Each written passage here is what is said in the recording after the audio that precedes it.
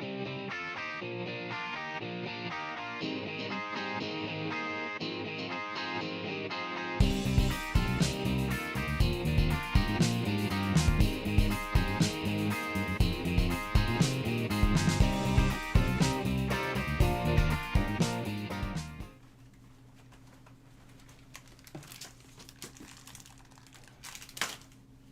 everyone, it is time for this week's live stream.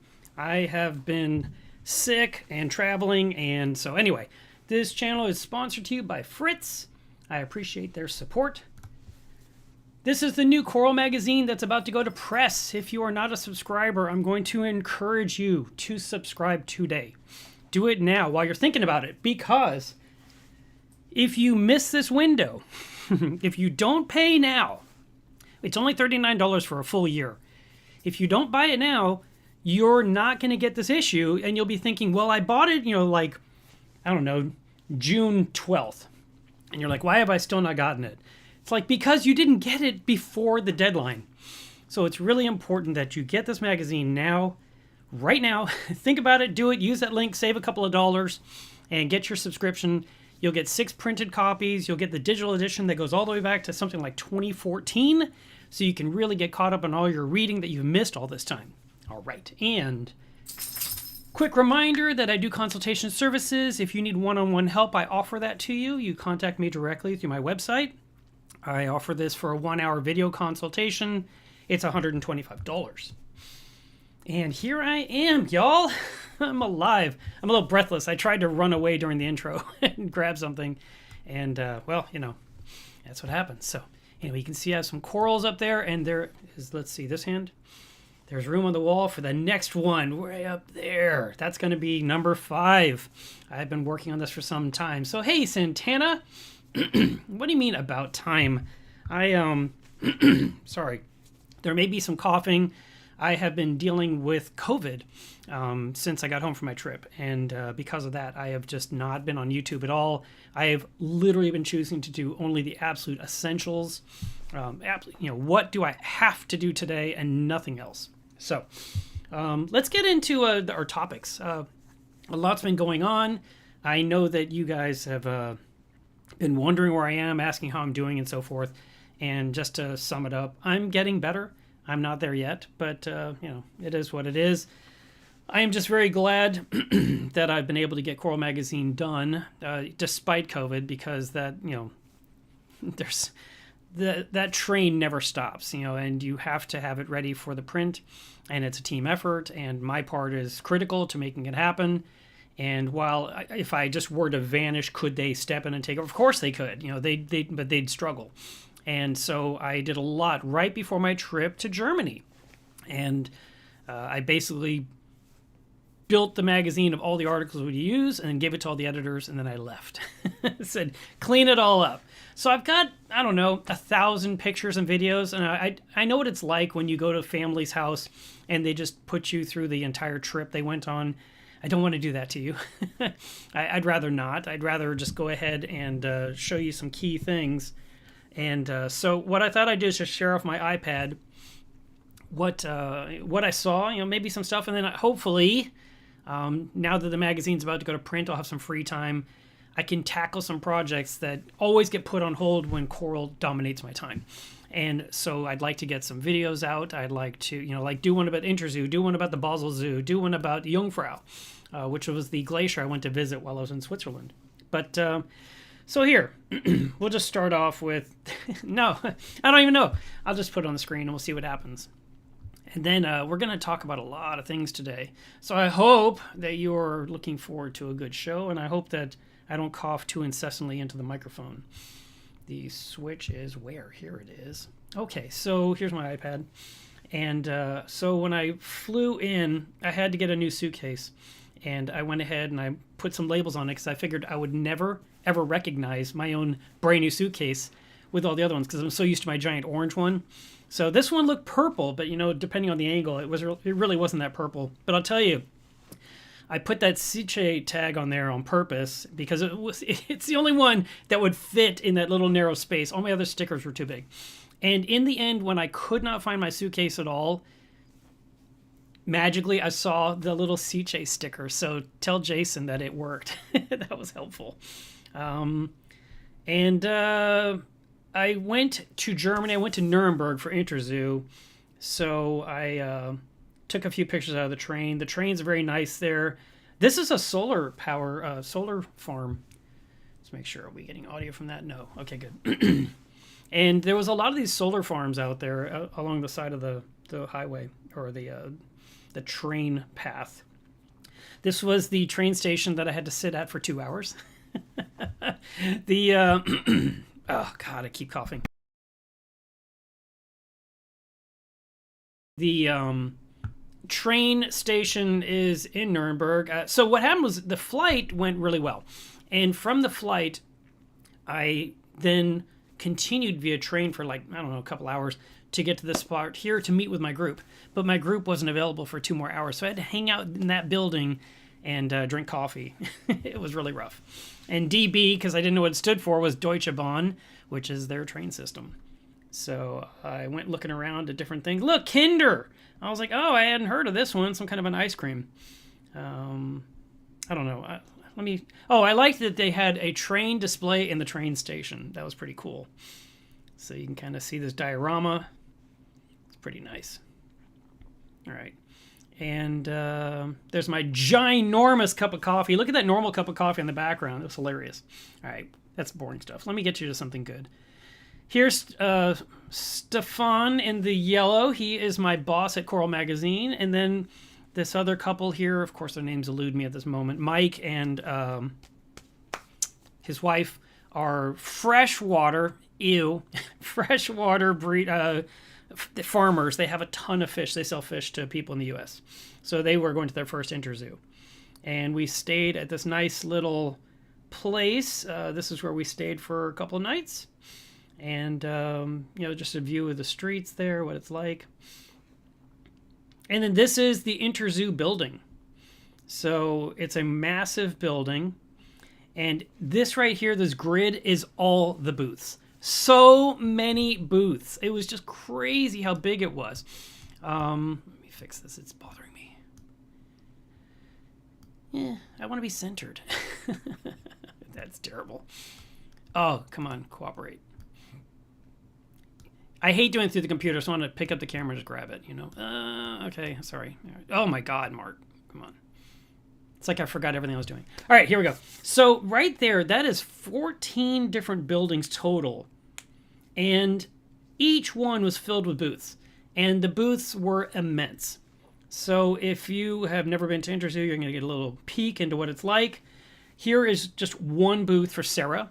Sarah we're familiar with. They have foods and test kits, I believe, and other things. And the booths were not just a booth like you would think, like, oh, this is... First of all, Interzoo is a trade show for people in the trade. It is not for hobbyists. It is not for general public. It is designed for networking from business to business, B2B type environments. And that's why you see so many tables and chairs. And what caught my eye, because I've not ever seen this at any of the shows I go to, is, like MACNA, Reefapalooza, Aquashella, whatever. They had many of the larger booths, the big ones, had their own barista that would say, what would you like to drink? And they'd have little finger foods there, or they'd cook something. It was crazy. I mean, they had their little tiny things happening, and they'd come out and give you something. You'd be sitting down with the person you're wanting to do business with for maybe 45 minutes. And then you'd go to the next one. And this thing goes on from Tuesday through Friday, so it's 4 days long. And so here was some of the setups in there. And the Interzoo is all the pets. It's not just aquariums, which is new for me, right? So dogs, cats, bees, birds, the reptiles, of course, the aquarium stuff. And I didn't see it all. I actually only went to like 4 or 5 of the 14. Odds are there was probably one for goats and one for horses and who knows what. I don't know. I never looked. I never saw it. But what you're looking at here, this is a huge booth. Those are physical walls that they built on site and painted. Look at that. I mean, just so they could show off these different harnesses to connect your dog to. And you walk through it right through the middle. So there's kind of you can get a visual how big this Sarah booth is. And there was Zoo Med, who I'm also familiar with. This is some kind of koi food, apparently. Look, they spelled my name wrong. Can you believe it? So much for... whatever. Let me see if there's anything really cool here. Millipedes, I think, or maybe something else. And then this really, sorry guys, I'm a fish, I'm a coral guy, so like I don't know, it's a beetle. This one was shedding. You can see it peeling right off.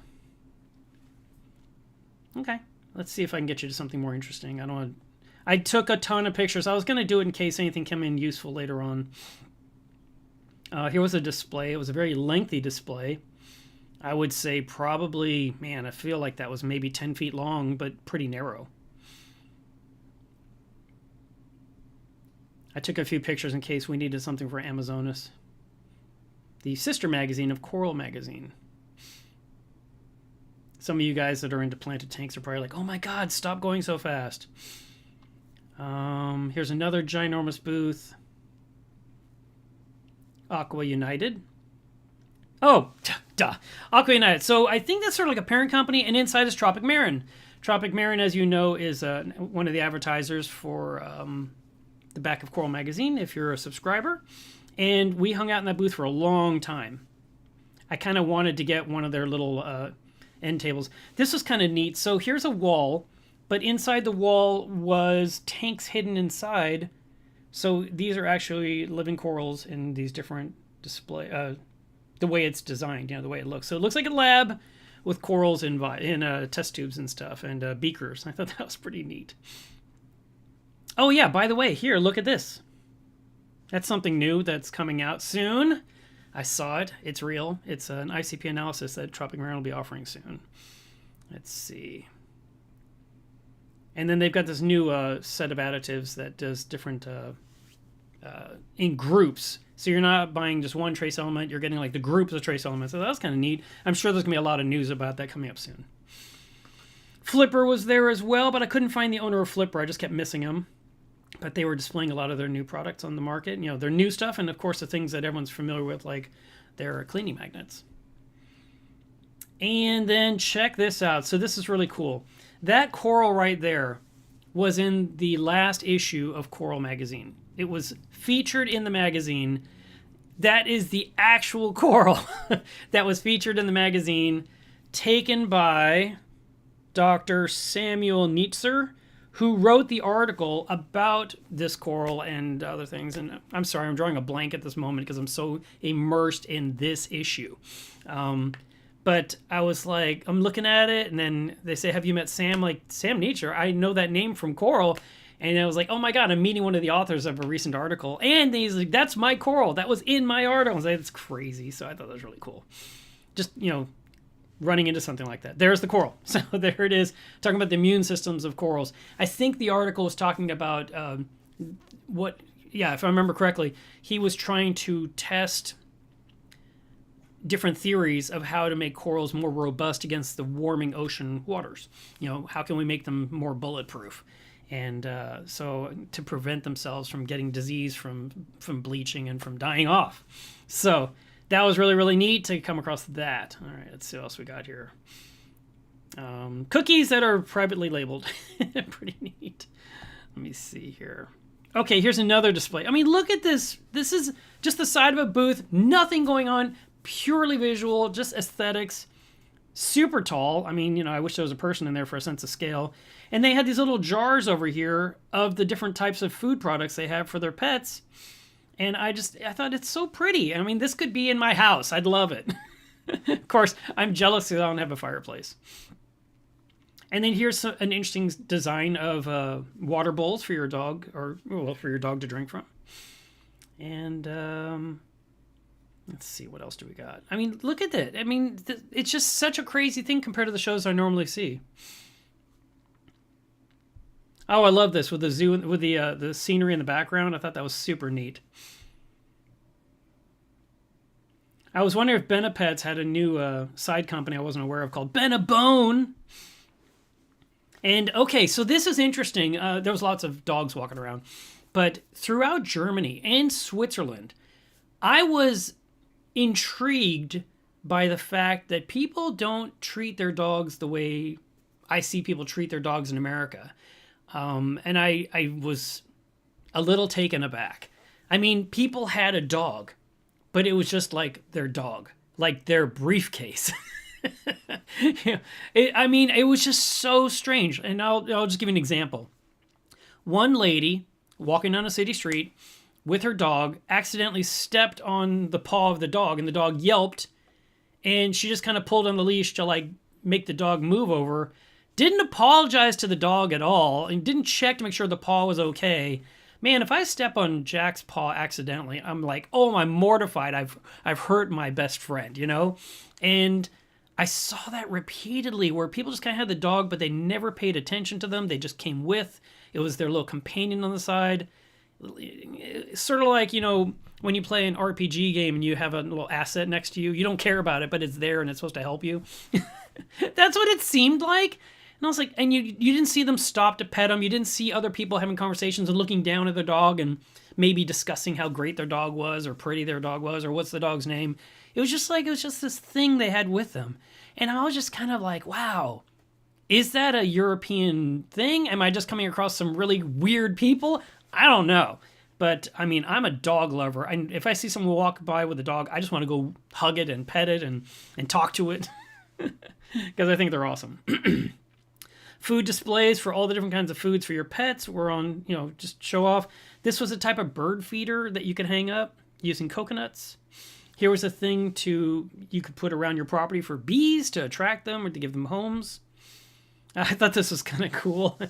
I do believe that is actually a bat house. I think it's made to put up in the tree or the eave of your house to let bats live there. Again, just giant booths. And listen, I was told, you know, I mean, you'd think this is a place you're going to get coffee, right? These booths, I was told, cost these vendors like $50,000 to $80,000 for this 4 or 5 day event. I mean, I'm just like, wow, that is a ton of money. These were different types of litter things. And here's different types of the actual stuff the ingredients or the types of litters.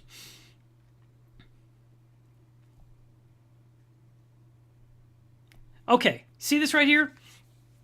That bag right there that says soft snacks, that bag is enormous. It is huge. It's I wish I could have brought it home to just hold it in front of me to kind of give you a sense of scale, but it wasn't a real bag. It was basically a pillow that was printed to make you see because they don't need a giant bag of food there. And this was like super sized. I mean, this is not what you would buy ever. And I doubt they even sell it. I mean, here's some normal sized pouches nearby, just to give you a kind of a reference point. And I mean, I wasn't really too much into this, but I mean, look at the size of this supposed peanut butter jar. Just crazy size. Look at that. Can you imagine trying to unscrew the lid?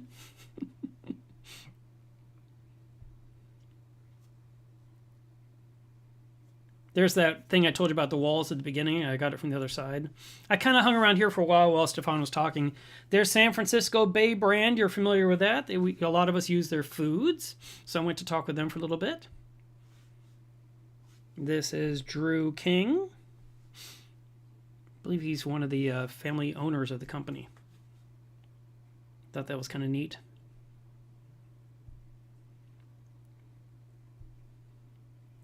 This was on a conveyor. Oh, yeah, here we go. It's on a conveyor belt. That's kind of a neat thing. Okay, John says, nowhere in the world do people love their dogs as much as in the UK. Hang on, guys. Just 1 second. Hello? I'm on my live stream. What do you want? Okay, bye. That was funny. That was Matt Peterson. Okay, and then in the background here behind this conveyor belt thing was actually showing the foods being prepared.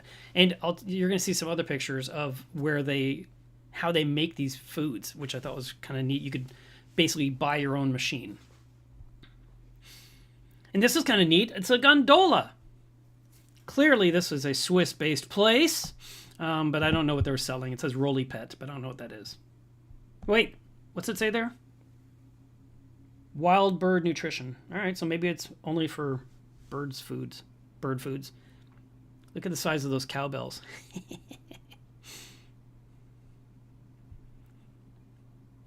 I love all things Switzerland. By the way, you guys haven't seen my shirt today, but this is my old Switzerland shirt.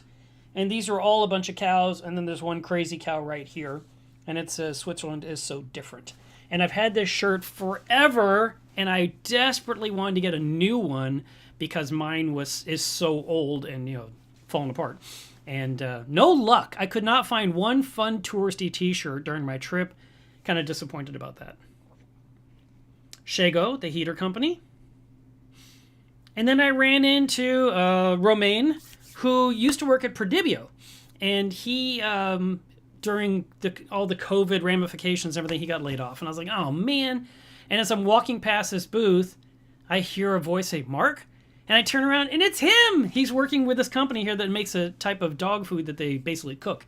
And it was just really cool to run into him. He didn't expect to see me.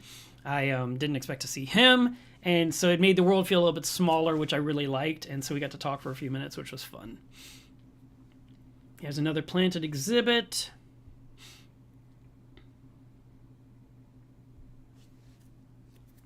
Bunch of boring fish. Kidding! Sort of. I do that all the time to Matt. This was a type of airstone. Maybe it's CO2, because I don't know anything about planted tanks, but I'm thinking that's what it is. And I thought it was neat because it was really, really fine bubbles. And I wonder what that would look like in a saltwater tank. How it would operate. It's kind of nifty, right? Should I get one for Caitlin's Reef? Arca's another large booth that seemed to be related to all things aquariums. Wasn't familiar with them. And there is a saltwater reef back there in the background. And then they had some type of an RODI system I wasn't familiar with. It looks proprietary to me, which means you have to buy their filters.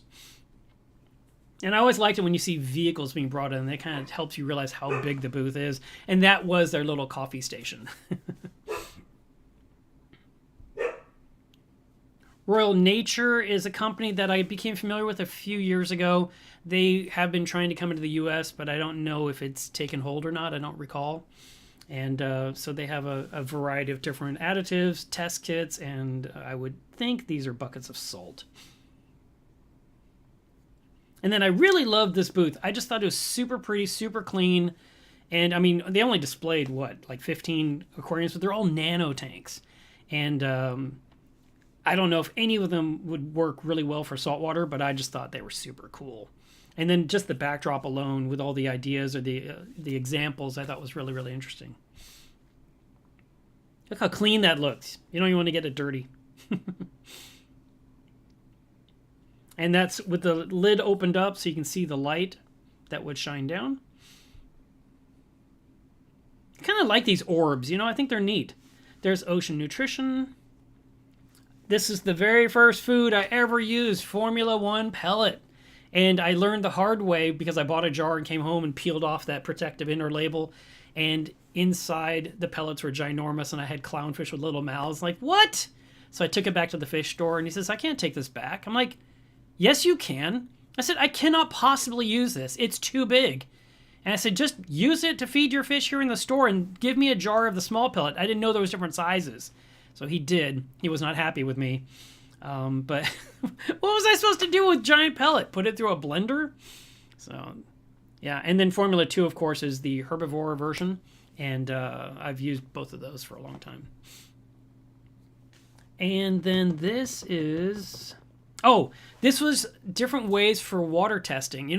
Every once in a while I see someone post online how they're going to use this type of a syringe to get that super precision of drop, drop, drop. And I'm always like, man, you are going to a lot of trouble, for your test kit. I mean, test kits already, for many of you, I feel like you think it's such a hassle you don't even want to test, right? And so then to have to get this super precision thing, I don't know. But they had all these different styles. And there's Nios. They were there talking about their different equipment, their NIOS tanks, their skimmers, their reactor that they have, and their test kits. So I stopped by and visited them for a little bit. And this just made me laugh because it was a furry booth. Inside joke. Hikari was there. And I was looking for the owner of Hikari, but he was in a meeting. He was in a meeting in that room right there. It was an actual meeting room with closed doors. Like, ooh. So, like I said, this was a big, big, big event for businesses. And it only happens every 2 years. Here's Easy Reefs. And right here, you'll recognize this name. Biota. And these are the Biota yellow tangs that were on display at the show. They look nice. These are all tank raised, captive bred, and not something that you can get, from Hawaii anymore like we used to do in the old days. Here is a machine that packages the foods, and you can see all the foods here on the bottom that have fallen on the floor for whatever reason. Maybe somebody knocked it down. Whoops, hang on. Go away. Go away. So we'll do this. I did it again. Right here, see? They're just filled with air for this thing. Maybe they were sitting on here. Maybe they got knocked off. Maybe that thing rolled. I don't know. I just happened to walk past it and took a picture. Here's another machine for bagging stuff. And I didn't ask a lot of questions about those because, I don't need it. But I was curious. It was kind of neat. Here's a giant Seachem booth. I walked past that and I didn't see anyone I recognized. And then here was another machine that helps with the sorting and sifting and moving of stuff. Maybe this is for quality control where you're looking through what's coming off and picking out the bad things because it's going so slowly. Or maybe that's just a demonstration. I don't know. But it was kind of neato and humongous. Another machine that makes you little tiny frisbees. Or macaroons.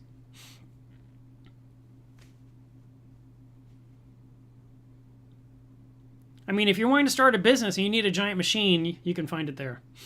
This one comes with red fishes. Maybe that's where the Swedish fish come from.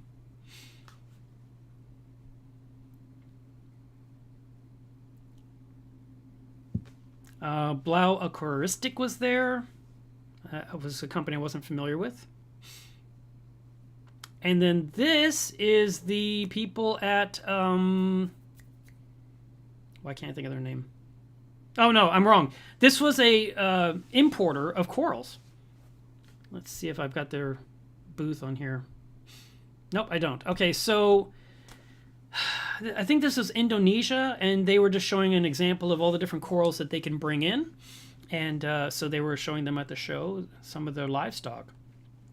But so they would be, I don't know, importer, wholesaler, importer to a wholesaler, something along those lines.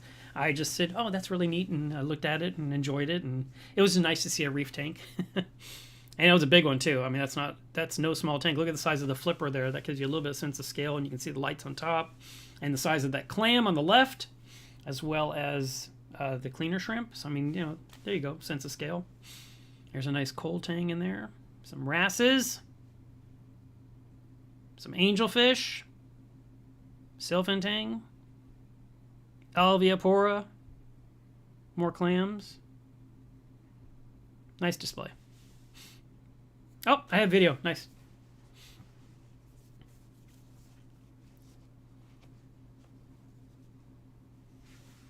All right.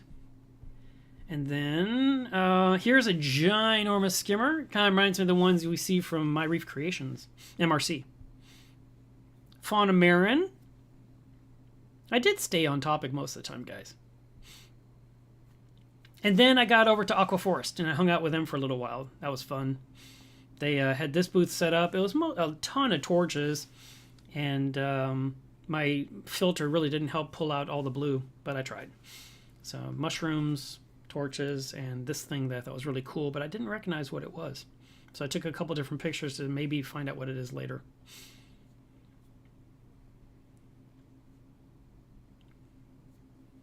And then this booth here was the main booth, but you can see up there in the upper right corner, Abyss was there. So it was part of this umbrella business. And I saw this thing, it's a type of chrysal that someone had just recently asked me if I could make them something simple. I was like, well, that looks simple. I might be able to knock that one out of the park. And then here's GHL, which makes all kinds of lights and controllers and dosers and stuff. And this is the giant, this was an enormous tank. I think it was something close to 2,000 gallons. And everyone was oohing and ahhing about it. Now, what's interesting, and I might have pictures later, so we'll find out, is that at night, they wrapped it completely. And when I mean completely, from the floor all the way to the top, it was completely wrapped for the night, while they were closed. I'm assuming it's to avoid evaporation or to trap the temperature, to keep the water temperature up. But I've not seen any trade show wrap a tank like that, ever.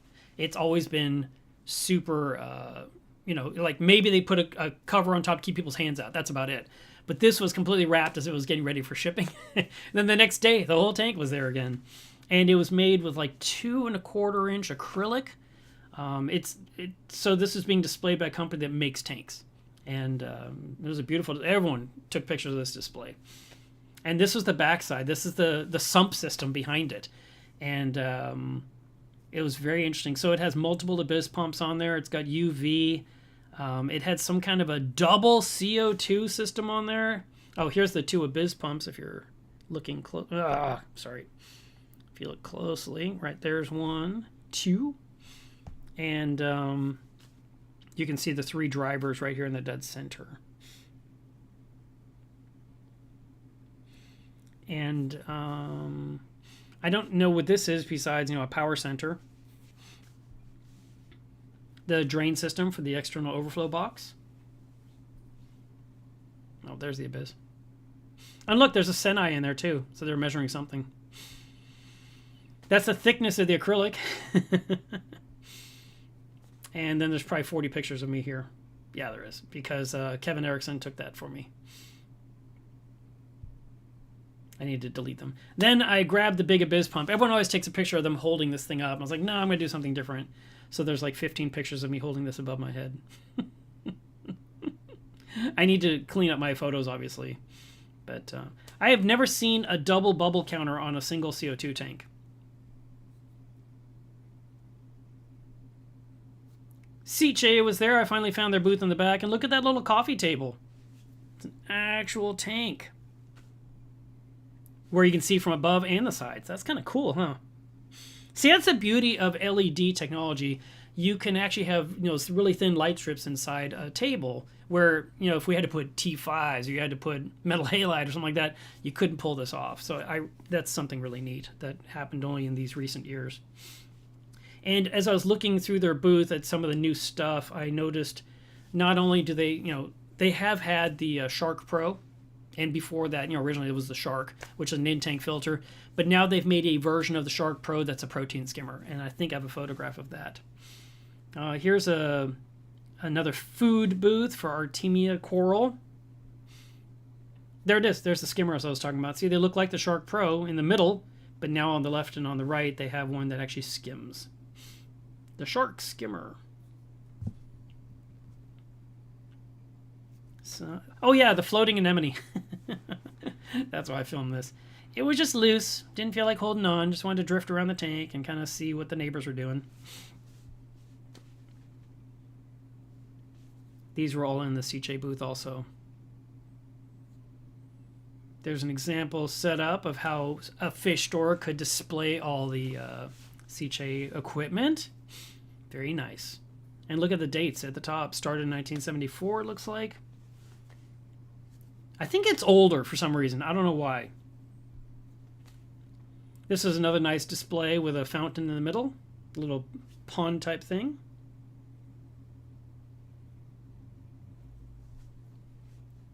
And it makes for a very nice backdrop. Oh, and this thing was displaying... I hope I have a video of this. This is the brand new pump from Seache. So you guys are familiar with the utility pump that has been out for like, I don't know, a year and a half. This is the newer version. and it has an internal float built inside of it, so that when the water gets too high, it turns on the pump and starts pumping, and then when it gets down to whatever that set point is you picked, it'll turn off again. There may be a good application for you in that case. I can't think of a reason why I'd need that type of scenario, but it definitely can be used as a normal pump to just move water like a water change. And again, it sucks down the water down to like this far, like 3 millimeters off the bottom, because it all sucks the water from the base. Let's see. Yeah, here's the video of it. So I tried to time this that it would start pretty quickly here. And then you can see it's moving into the other section behind. That's why the water is going so high and this side's getting low. And now it's activated and it's killed the pump again. It's kind of a neat thing. I don't know. Can you think of a good use for that for us? And there it is. Jason Wilson always says, follow the shark. Well, I found it. Deltec was there, and they had this really weird filter. Well, anyway, let's appreciate these skimmers for a second. I mean, come on. Look at that thing. Look at that thing. What are those things on the top? I don't even know. I would like to think it's a way to wash the cup, but there's 3, maybe 4 on the top. They might be carbon filters. I don't know. Yeah, it's neat. Some reactors in the back there, but look at this weird filter. I'm not even sure how it works or how, I could not get in there. Everyone was standing there in the way, so I was able to get a couple of pictures, but I didn't get any answers. But it's interesting. I guess, I got the information. I can just Google it. Then I went to the Dijon booth, which had a ton of really cool... well, first of all, I had this really neat tank. So, look at this picture again. I know it's blue and it's impossible, but I'm going to zoom in for you a little bit. That is a internal beveled piece of acrylic. The acrylic, instead of just being 4 walls, they beveled it inward about 45 degrees. So and there's video of it too. But so it really, really is the cleanest looking tank ever.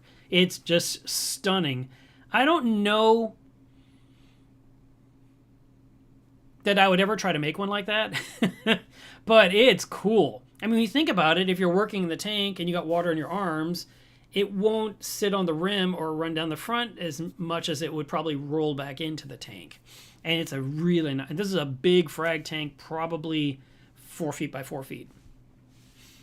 So, and all the water goes through the center and down, and the electrical went through the center and down.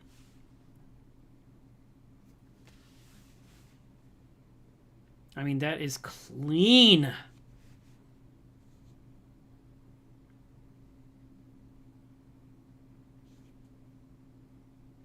All the flow is being done underneath the frag racks to bring the water around, so that way the surface wasn't so rippled that you can't see the corals. There's electrical going down a dry pipe. The drains are doing the full siphon and the Durso. And then the lights fit on there perfectly. I bet that tank was expensive. And here you can see some of the corals. Oh, that was a video. Sorry, hang on.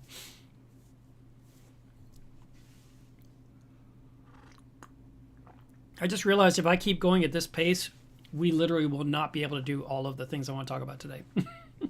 So maybe I'll stop after the Interzoo and just go to talking. How are we doing on time? 2:49.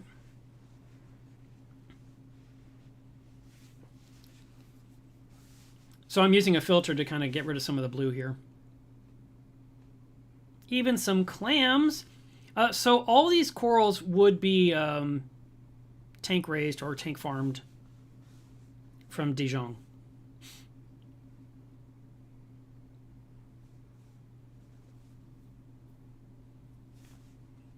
Very nice, healthy corals.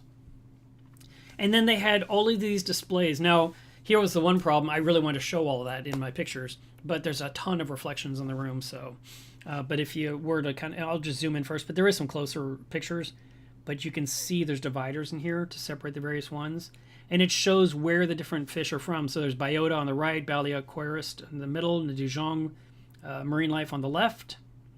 Dijon, Bali. Then you've got Poma Labs, Dijon, Bali. So these are all the different places that fish are being tank bred. There's a batfish. and a pipefish, and some beautiful coralline. Look at that.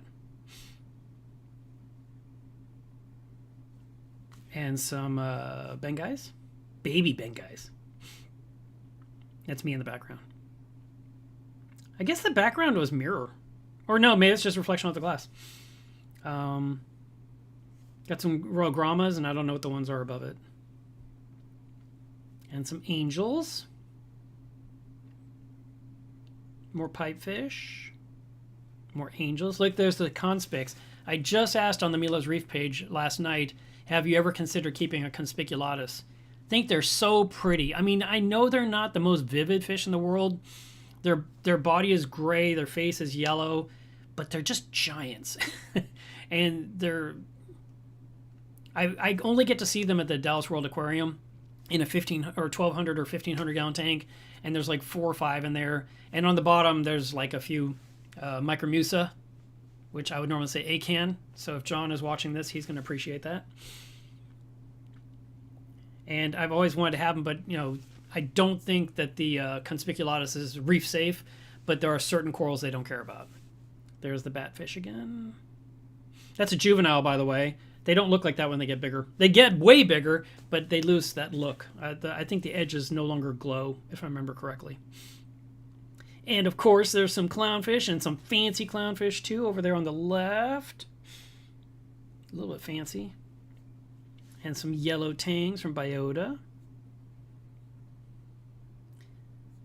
And that's Tom. That was a friend of Matt Peterson. So I said, look, there it is. There he is. Waterbox was there. I talked to them for a few minutes. And I came home with a cleaning magnet for my reef tank. That was cool.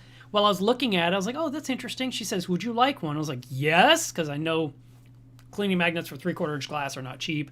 So I have one of those now. The Fauna Marin booth I walked by. They also, by the way, if you didn't know, they do ICP. I've done their tests in the past. And then Nua, I'm familiar with this brand as well. And there you can see some Eheim products there on the back wall. I've been using Eheim heaters for 20 years. And then here is some serious reverse osmosis water filtration. I'm like, wow, ultrafiltration is a good term for this setup. Okay, this was a crazy one. So this is a company, it's in Germany, Silberman. I'm not familiar with this store or company, but they had a bucket of salt that has no alkalinity and no calcium.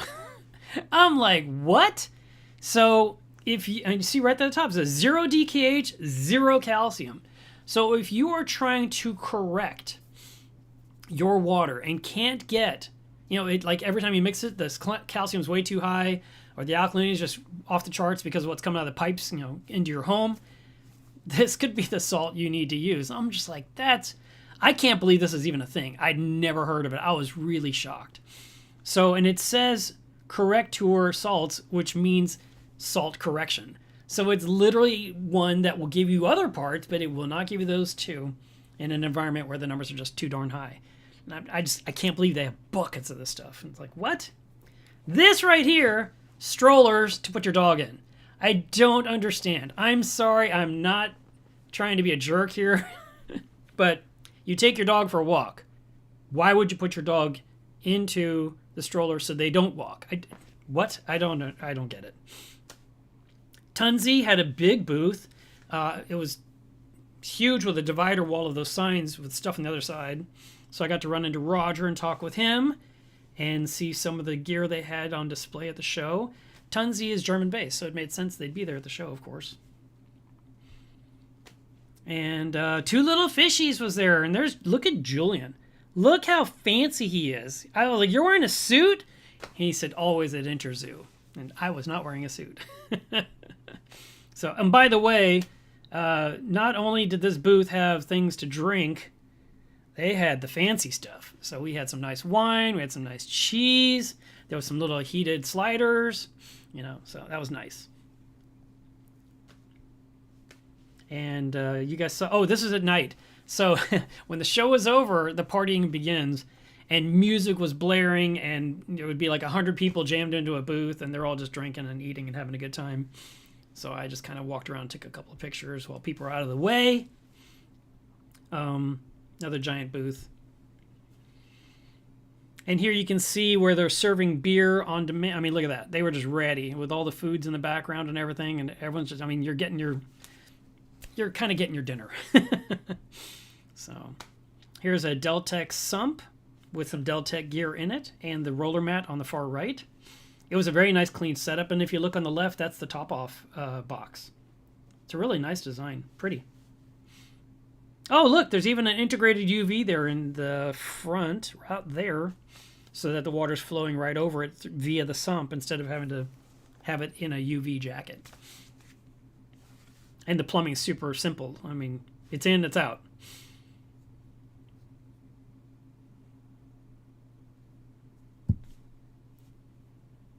The ballasts, the control for the light, and the outlets that they have in Europe.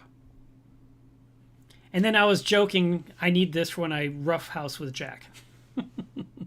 I swear she's part police dog, because when she's really riled up, she'll do that whole thing where they just want to attack, like you see German Shepherds do, and she'll grab onto my sleeve and she'll pull, just like you see in every training session. And I was like, I need this suit just so I can go out there and have a blast with her. But at the same time, I have found that by me treating her with lots of love and pets and all this stuff, she has become just the sweetest non-combative dog ever. So, Stefan at work. He doesn't know I took that picture.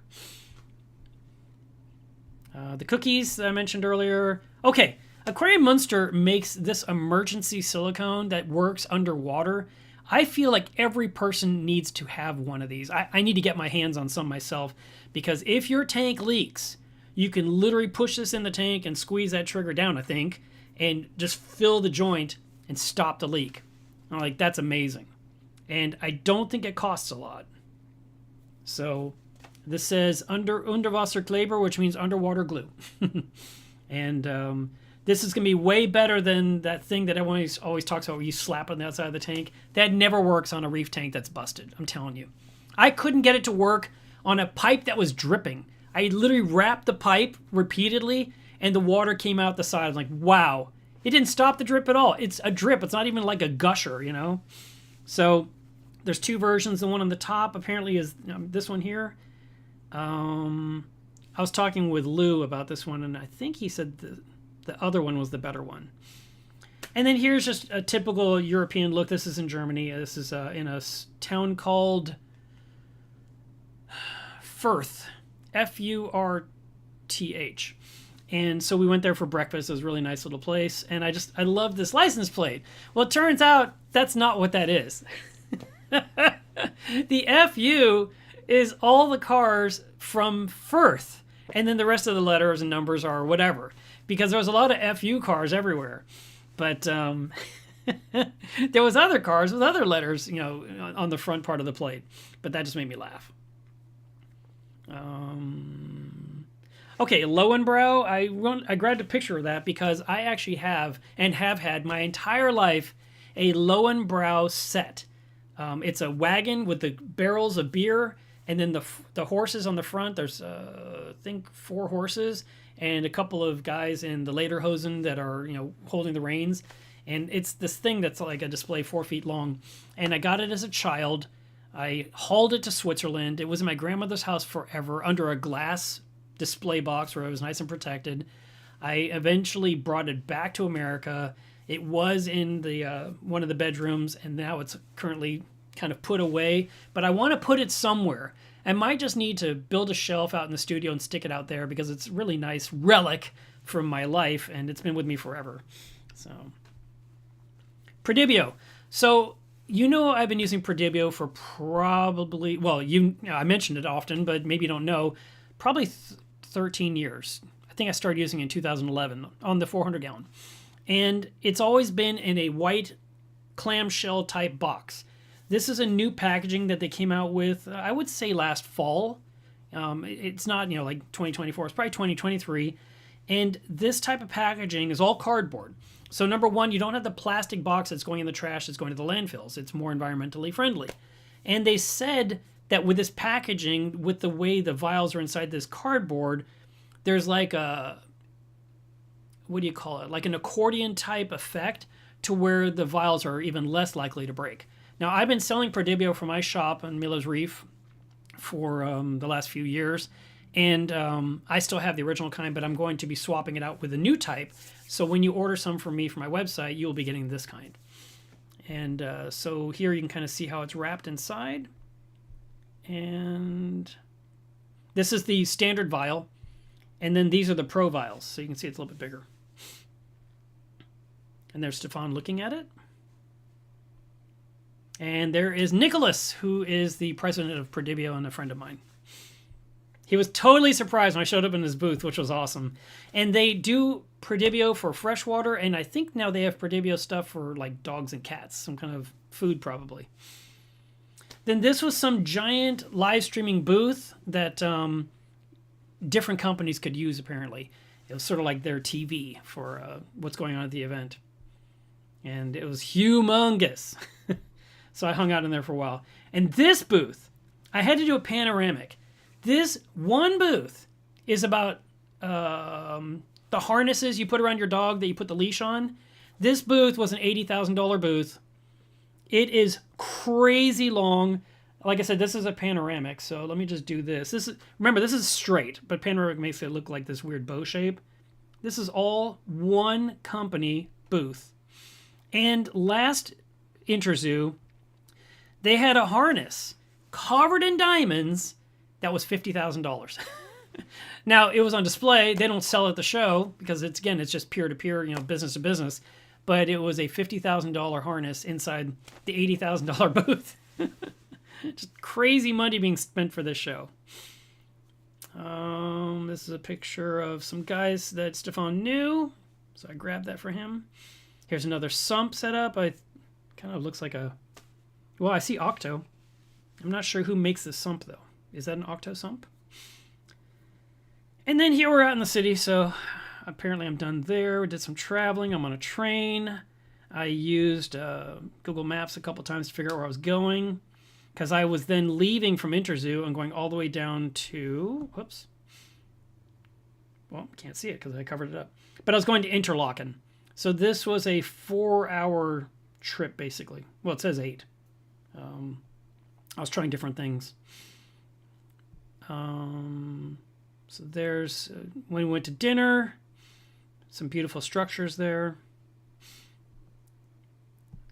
So I ordered the Eurorail, which is really cool. If you're doing any traveling in Europe, you can buy a pass that is good for the full month, and you can travel 4 times with that Eurorail pass. So if you were like going to Basel and you're going to be there for a week, and then you're going to go to, I don't know, you're going to Poland, and you're going to take a train to get to Poland, and you're going to be there for 3 or 4 days, and then you're going to hop over to Holland. You would so it would be 4 trips. You just activate the trip, and all those trips have to happen within 30 days. My trip was way shorter, but I was going from Germany to, what I just said, Interlaken to go see the Jungfrau. Then I was going to Basel. Then I was going to Zurich. So it made it really simple for me for all my... It was one ticket, 300 euros, I guess it was. And it gave me a discount to go up the mountain, which was really nice because going up the mountain, the Jungfraujoch was something like 235 francs, and I was able to get it for like 155 because I had the Eurorail ticket that I'd bought. So it was like there was a coupon. And it gave me first class going up on the Jungfrau, which was really nice. So, are you guys bored yet? Should I stop? I have no idea. Let's see. I notice I'm missing some stuff here in the comments.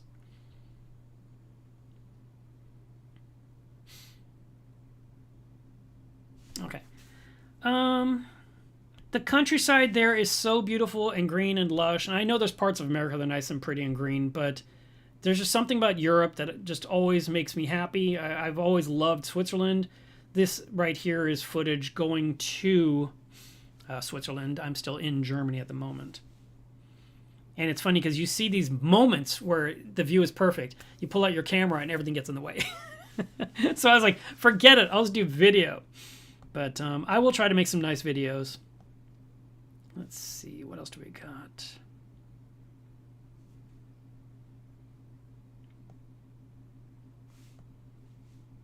Let me just find you something good here. Oh, in Interlaken, I did some walking around. And by the way, I brought money with me. The stuff was worthless. You couldn't use it. It was 1,000 Swiss francs that apparently been outdated. So I'm standing inside a bank, and I'm about to put this into the machine where it's going to eat it forever, and it's going to give me the current Swiss money, which I have somewhere, but I don't know. I was going to show it to you guys, but I have a picture of it in here somewhere. So I replaced it. And then, of course, I saw some really pretty things. Let me just go through a couple of these pictures with you. If you, just a big wide clearing, right? But if you look way up here, there's a whole bunch of guys up here parasailing. And there was like 7 or 8 at one time. And then a dozen. So they are coming down to this landing where people are. And you can do it. You can just pay whatever, a couple of $100, and I guess they drive you to the top, and then they hook you up, probably tandem harnessed, and you can come gliding down. I did not do it. I'd rather just keep my feet on the ground or visit a mountain. I don't want to float. Kind of neat. All right, let's see what else we got here. Jungfraujoch. I thought that was kind of cool since I was so close to the Jungfrau. They have a street named after it. The Swiss flags are everywhere, of course. You know, a lot of times you see the flower box of geraniums. Look at this restaurant. It's been there since 1666. This is the stuff I love because I'm sick and tired of things coming and closing and going away. I am so tired of things not enduring and sticking around forever. I understand I'm not going to live forever, but I like to think the thing I saw will be around forever and the next person will see it. And to come across a restaurant that's been around since 1666, that's impressive to me. I know there are churches that are 800 years old. They were built 800 years ago.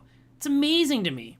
And, you know, then we turn around and we have things here that just get built, place goes out of business, they level it, they stick something new there. It just drives me crazy. So anyway, I didn't go into this restaurant, but that definitely was impressive to me. And then I went into a chocolate shop, Steininger, and they had these little Maikaffer, which is a ladybug for May. And the views are spectacular. The background's always beautiful. The skies are blue. Now, yes, there's days where there's rain and stuff, but you know what? When it rains, it doesn't like... Normally, it doesn't pour down hard. It's more like a gentle drizzle nonstop all the time to where you need a jacket. And there are some gardens, and this is right next to a restaurant, so I'm assuming they are going out there and getting the different things they need for cooking, which I thought was pretty cool. And you can just walk around and check it all out outside. There was no one like guarding it. Here are some of the other jump options. You could actually jump in a parachute if you didn't want to do the parasailing. And I believe this one is pretty expensive. And you do the one from 15,000 feet, and you've got a 55-second drop, and then you drift down for 7 minutes. Or you can jump out of a helicopter. 45-second drop and drift down for 5 to 7 minutes. Okay. And that's just kind of the thing I expect to see this type of... This looks like a cuckoo clock to me, you know. All right. And, of course, I'm always in love with all the chocolates. So I will switch this back for a second because I have stuff to show you. I got myself some marzipan from Schieser. So these little marzipans, this one's a strawberry, obviously. There's a pear, and then there is a green thing. I don't know what the green thing is. Oh, the green thing's a pear. The other thing is the orange thing is an apricot. And I haven't even opened it yet. I've been saving it because I love marzipan, and I can't get that in the U.S. typically. You might get small things, but they will make fruits and vegetables and animals, and it's fantastic. And actually, I went looking specifically for such a shop that I was familiar with in Switzerland, in Basel, and I never found it. I don't know if they went out of business or if they relocated. A lot of things have changed since COVID, obviously. I bought myself a bunch of candy bars. I've been eating some, so I'll have to show you half-eaten wrappers. This one here is Cresta. I haven't had this in forever. It's got some nougat in it. It's got some honey in it. It's got some chocolate in it. This one here was my favorite as a child, called Rayon. Had the worst time finding it anywhere. I've been hunting it forever. Came across it in all places. I think the store is called Co-op, which is not an expensive store at all. And I got myself a few bars. So that was nice. Actually, here's one that's intact. So my last good one. And I also picked up this, which I used to buy for my mother. I was such a terrible child. I would buy her this one. It's called Frigor. It's delicious. The chocolate is soft and melty when you put it in your mouth. And I bought it for her as presents because I would get to eat it. I was like, this is for you, Mom. She goes, would you like a piece? I'm like, oh, that'd be great. And then my mother also liked this. So I bought this, for her. This one here is just milk chocolate. She loved the pure milk, the Swiss chocolate. Lindor is another one that I like. So I got that. And showed you that one. And then I got these little Lindors also. And then I got, these are called Stangeli. That's what my grandmother always called them. So they're by Brock. And they're called something on here. I don't know where the name is. Jack thinks it's food. So it says branch on there, right? And but my grandmother always called them Stangeli, and so can I have a Stangeli? And it's a nice chocolate bar inside there. And it was a little 5-pack. Now it's down to 2. And then while I was up on the Jungfrau, which you haven't seen yet, I got myself another chocolate bar from the top of a mountain, way up high. And then this is my dad's favorite, so I got this one here. This is Lindt with hazelnut. And this is another favorite of my dad, so I bought it. This is from Brandley. These are chocolate-covered almonds. Got lots of sweets on this trip. Then you guys are familiar with the Lindor balls. Well, this is all different flavors, and you can pick them out and put them in the bag one at a time. And so some of these are raspberry, some are chocolate, some are, I don't know, there's a bunch of, I just tried some different ones, but really my favorite always has been the red one. That's been the regular one. Jack's super excited. She thinks she's getting all this. And then I put these in here. So these are called Lackerly. It's a type of a cookie. It's not for you, Jackie. Sorry. That is absolutely delicious. It's very thin. It's a little soft. My dad hates this stuff. Hates it. And I love it. I don't know what the flavor is. I don't know, but I love it.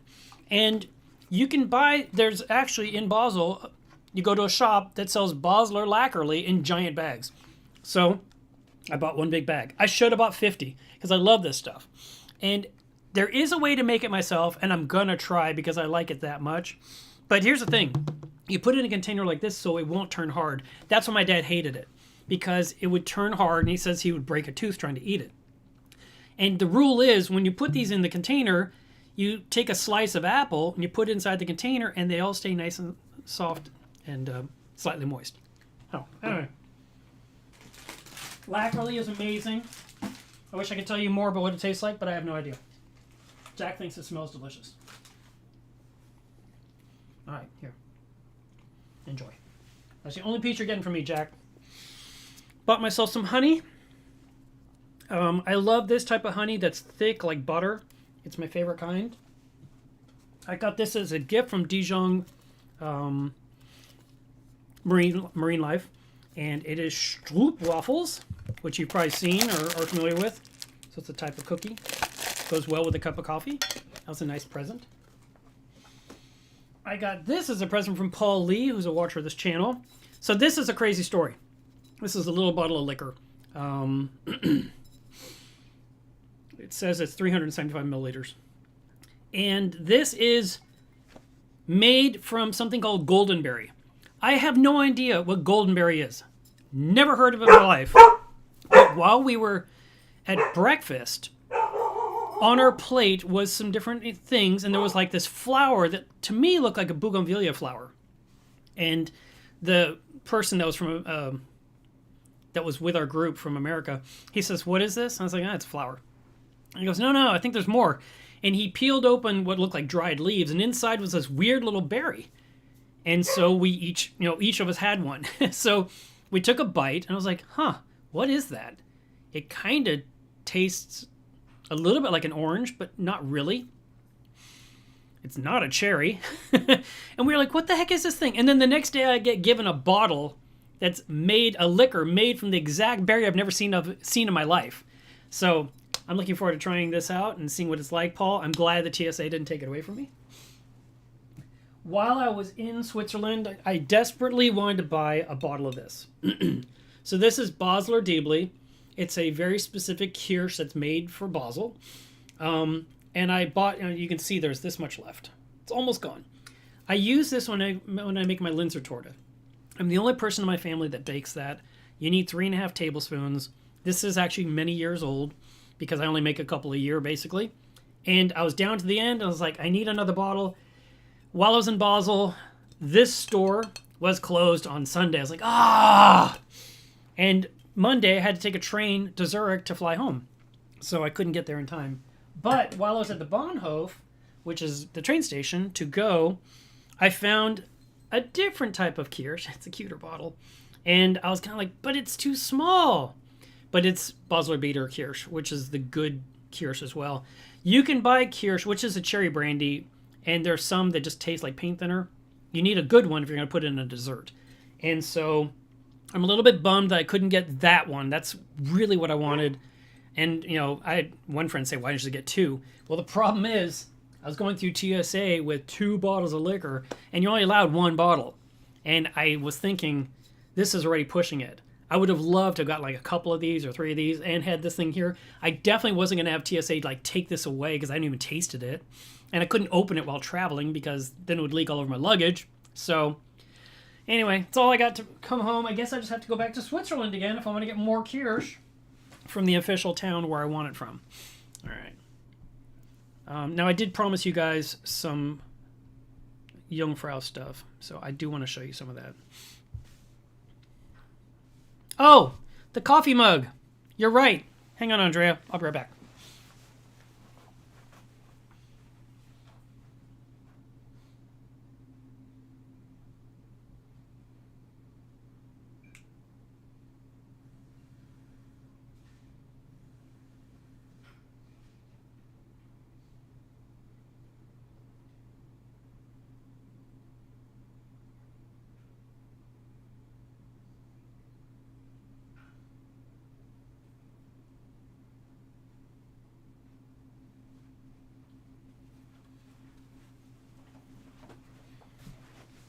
Okay, so this mug is from Abyss, and when they offered it to me, I was like, yes, please, I'd love that. And so it says Abyss, made in Germany, just like it says on the pump. It's kind of a wet font, so it's super reflective and impossible to see, except when it's in your hand. And it's a nice little cup. Here's the comparison to my mug. So you can see it's a little smaller. I guess this is probably 16 ounces. This is 12. I don't know. I got to fill this all the time if I want to drink. Or this one I can sit down and enjoy. So that was a nice one, and it came home intact. It was very funny to me that I did not have any idea what my luggage weighed. It seemed heavy. It was hard coming home with it. And when I put it on the self-check-in baggage turn-in station, you literally scanned your passport and scanned your pass, and you put the thing on yourself, and it weighed it, and then it took it away. It said my bag was 13.5 kilos, which is not possible. I was allowed 50, and it was heavy, and I said, that can't be right. I even put it on a second time and said 13.5. I was like, I could have put in so much more chocolate. So I was really upset that I didn't get more chocolate, more Kirsch, more everything. Would have made me a lot happier. Okay, what else can I show you? Some bears, some pralines. Okay, toy store.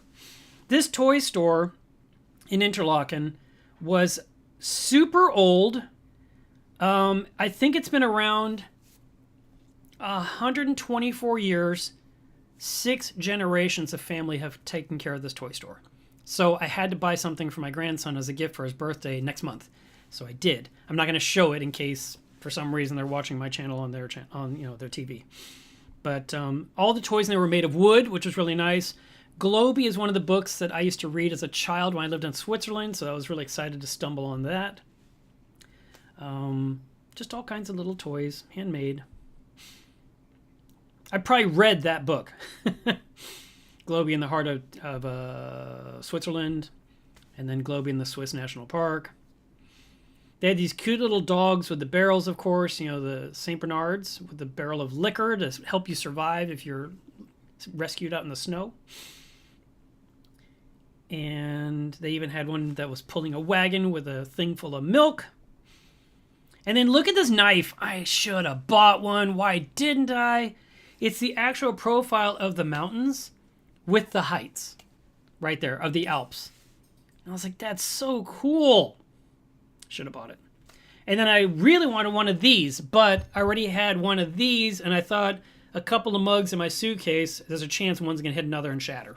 So I did not get it, even though I really wanted some Asterix stuff. I was a huge Asterix and Obelix fan as a child, and these mugs over here, I mean, like this one right here, it shows the druid who always made the magic potion that gave Asterix his strength, and he was brewing a cup of coffee, in my opinion. And then up here you see Asterix drinking his magic potion to become strong. You had the Obelix with Edifix, and oh man, it's just awesome. I was like, I need this. I sent this to Andrea, and she goes, yes, you need all of those. So, and then in my room, I just had a regular coffee cup, but that's okay. It was kind of nice. You had your own little machine that would make your nice stuff. And this was my view out of my window. I could actually open the windows to my room. They don't worry about you, escaping. So here is my room. Here is my little coffee maker. Kind of nice, right? And it made a nice cup of coffee. It did not taste like your typical Keurig. So, there's me. The bathroom was really nice, super fancy. And it came with all the amenities. So you've got this thing over here where the towels are. That's a towel heater when you think about it. It heats the room, but it'll also warm up the towel if you wanted it to. And you had this tub shower thing that was a little bit strange for me. I didn't understand why that piece of glass on the right could move, but I just made sure it wasn't letting water on the floor. And then, like I said, there's my crazy Swiss money. That's the new money. I was like, it's so colorful. He gave you every amenity you could think of. Even slippers. And then I bought a gift from my aunt who was celebrating her 80th birthday that weekend. So I went to see her and brought her a present. So I got her this really cute handmade bar of soap that smelled really pretty. I thought she'd like that. And believe it or not, they have birthday cards for 80-year-olds, 90-year-olds, 100-year-olds. So, oh, that was the gift from my grandson. So he can put this thing together and then, I don't know, it'll do something. It says car with a rubber band motor is what that translates to. And then this was in the restaurant where I went and had fondue that night because I had to have some Swiss fondue while I was in Switzerland.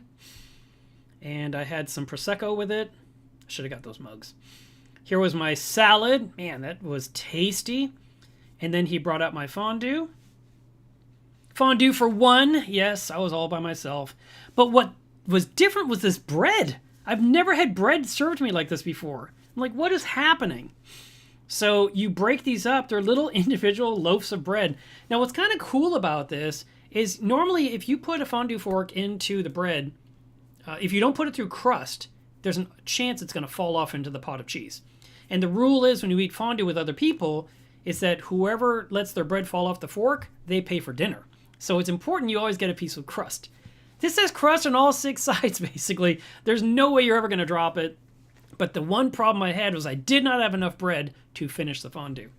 So I used my little piece. I put it on my fork. I just did a quick little video. I think I did. There it is. It was delicious. I ate it all. I still had cheese left. I made him bring me more bread, which he did, which is, I love what they call country bread or land bread.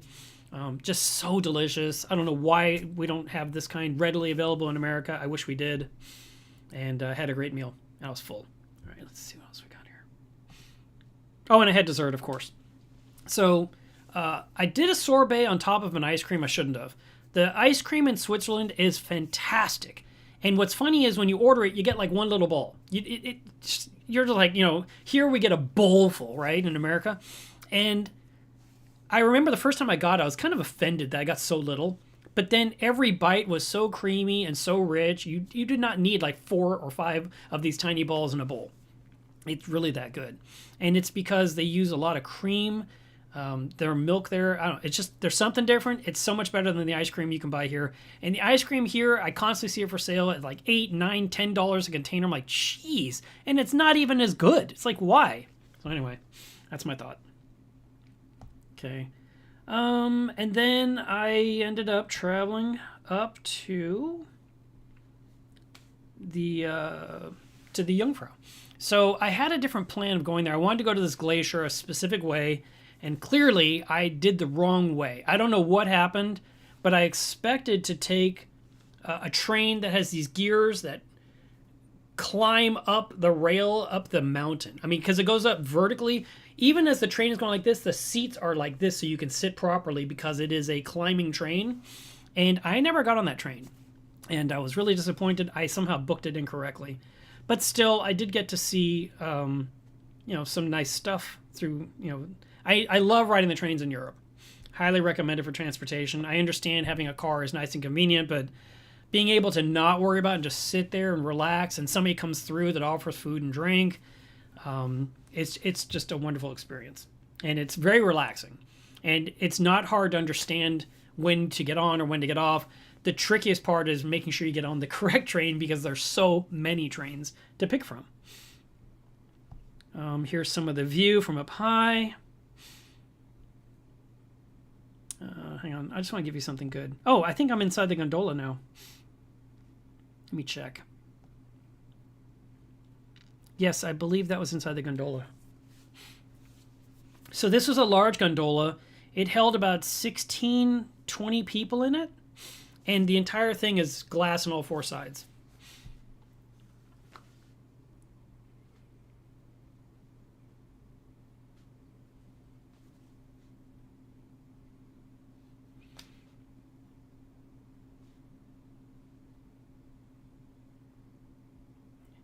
I'm not sure how often they clean these, but I am assuming every single day because the glass was crystal clear on all sides. It wasn't dirty or smudged, which I really appreciated.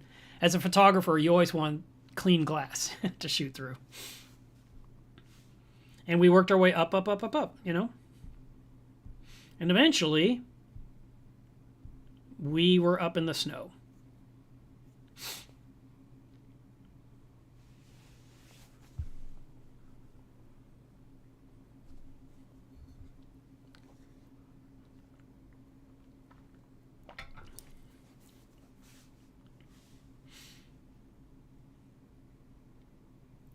Some guys came up on the gondola with skis to ski down part of the area, and then somehow they get back to the gondola and they come down again. Because you clearly can't ski to the bottom because it's not snow to the bottom. So here we are coming in. And then this looks super filthy. It's like the first, 50, 70 feet of snow that everyone's trampling. But then it turns into this pure white stuff. And the view is fantastic. Down here below is the actual glacier down in that lower area. And I have a bunch of pictures of me, so I apologize in advance. I like to get the mountains. I like to get the flag. And, of course, I like to prove that I was there. So I had some help taking pictures of me from some nice person. I had no idea that my transition glasses would be such a problem up there because all that sun and the snow, they immediately went to black. So as I'm holding my phone to try and take pictures, I can't see anything on the screen. The screen is just like so, why is my phone so dark? And I'm like, lift my glasses and it's glowing bright. And my glasses are like sheets of black. Well, the problem is when I take my glasses off, I can't see. So I can either, deal with what's going on, or I can lift it up and I can look at the phone to see what it's got and see the focus on there. But everything in the background is just blur city. And I was like, wow. And it took forever for the black to wear off. They got super cooked into sunglasses mode. And when I was back inside the mountain trying to shop inside, my glasses were still crazy dark. So I took them off. I put them in my pocket hoping they'd revert. Like 10 minutes later, they were still black. I was like, what has happened here? I've never encountered that before. You need a second pair of glasses, apparently, that don't change or that have been protected from the sun. So like I said, there's a lot of pictures of me here. And I haven't deleted. So there you go. That's me. Introducing you to Switzerland.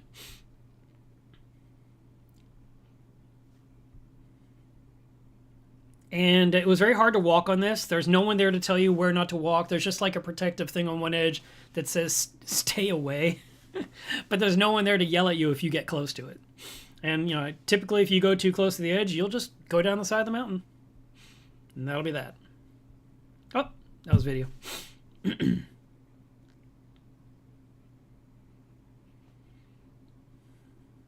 See that little rope? Don't go past it.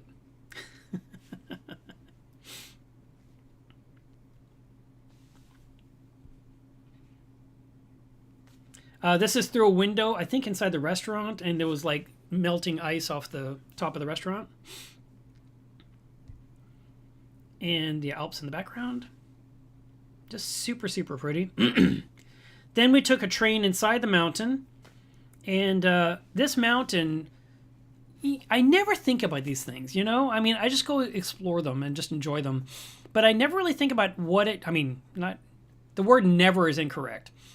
I usually don't really think about how it was constructed unless I'm in the mood. In this case, I've never once thought, how did these tunnels happen in here? But this guy here, he was the one in charge of actually creating it. You know, he was the one that had the idea and got funding and all that kind of stuff. But then people were in there working, building, tunneling, dying. People died to make those tunnels that we get to be in as tourists. And I'm just like, wow, that kind of struck a nerve with me. I was like, I did not expect that. So here's some Swiss chocolate that you can buy on the top of a mountain at the highest point ever. I mean, this is literally, the Jungfraujoch is called the highest point in Europe. So I was like, yes, I'm buying chocolate. So here's some of the candy bars you saw. And then down here are a couple of skiers. So I just want to show you that. And then I'll show you this. You see they're there, and then you see there they are, the little dots. Those ants right there are peoples. And then we went into, I think, well, this is the tunnels they tunneled out that I talked about. And of course they've enhanced them. But look how you see the caging at the top to make sure no rocks break down to fall down and hit people. Got the good lighting, got the nice pathway. And then inside here, they had some nice carvings out of wood, of course. That's very common in Europe. And the stories are there to explain everything, so I just took a picture for myself for later. This is a full-size man, by the way. It's not some little tiny dwarf. And then they had this really cool display, just a caricature thing, that I kind of hung out around for at least 10 minutes. All those little flowers are Edelweiss, which is the official flower of Switzerland. And I just liked that there was little gondolas, there's little people moving, there was guys with pickaxes, and just a really nice little animatronic display. The trains are there too. So I'm not gonna make you go through this because I took way too much video and pictures of this. But the lighting kept changing. It would get dim and dark, and then the little city would light up, which was pretty. I kept waiting for the guys to come out of these holes because I saw them at one point, and like a minute later they finally appeared. So I won't make you do that. Here's the guy with the Alp horn. You saw that. There's the guys right there, popping out, yodeling. So really neat, like a big snow globe. First climbed in 1811. And so this was a hallway. This one guy, we were on a moving conveyor belt, and this one guy just held his phone up, and as the conveyor belt moved you, the pictures, it would move you to the next picture. But it's like a 2-minute slow-moving thing, and he just held his phone for 2 minutes like, I'm not doing that. So I took one picture of one thing, but it was a series of scenes. It was really pretty. Here's another diorama showing basically what is on the Jungfrau at some point at the plateau and the restaurant and all that kind of stuff. I thought it was kind of a nice little thing with little tiny peoples. And then I went down into the ice palace. So I think you'll like this part a lot. You go down in here, Everything's ice other than those metal stairs. And it's very cold. I had a sweater on and a jacket on. And I think I might have had a thing on top of my head too, a cap. No gloves. But beautifully constructed. I've gone to this thing every single time I go to the Jungfrau. So they change it up a little bit inside there. And, everyone just takes pictures and has a good time. It is a little slippery, but not very. And then they have these carvings. So you have those crystal looking things. Here's a giant bear. And over here were birds of some kind. This giant full-size piano. Not a little one, just a big giant one. With more crystals. Oh, got some video here. I mean, clearly Elsa stopped by here and worked her magic, right?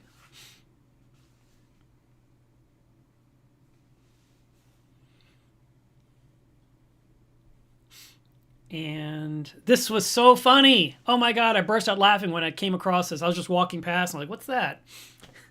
Anyone recognize this guy? From Ice Age. I thought that was a brilliant, funny thing to add into the Ice Palace. And then there's like 30 pictures of me. Some guy just went crazy with my phone, so I'll just scoot through all these. It's going to feel like a movie to you. Stop animation. And cats, I suppose? Or baby bears? Me walking through ice?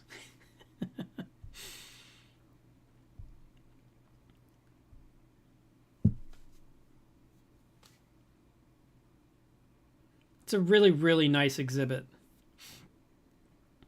And they don't charge you like to do this. So when you pay for the ticket to go up to the Jungfrau, you go up, it covers your train. It lets you do all these things up there. Of course, if you buy things in the gift shops, that costs money. But the Ice Palace isn't it's not like an extra expense. There's not like some new thing you have to pay for. I love this little penguin exhibit with a little igloo.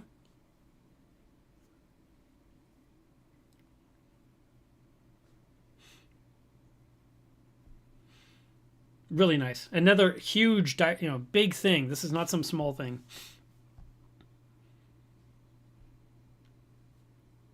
And then this is kind of neat. As you're leaving to go to the next place, there was some advertising.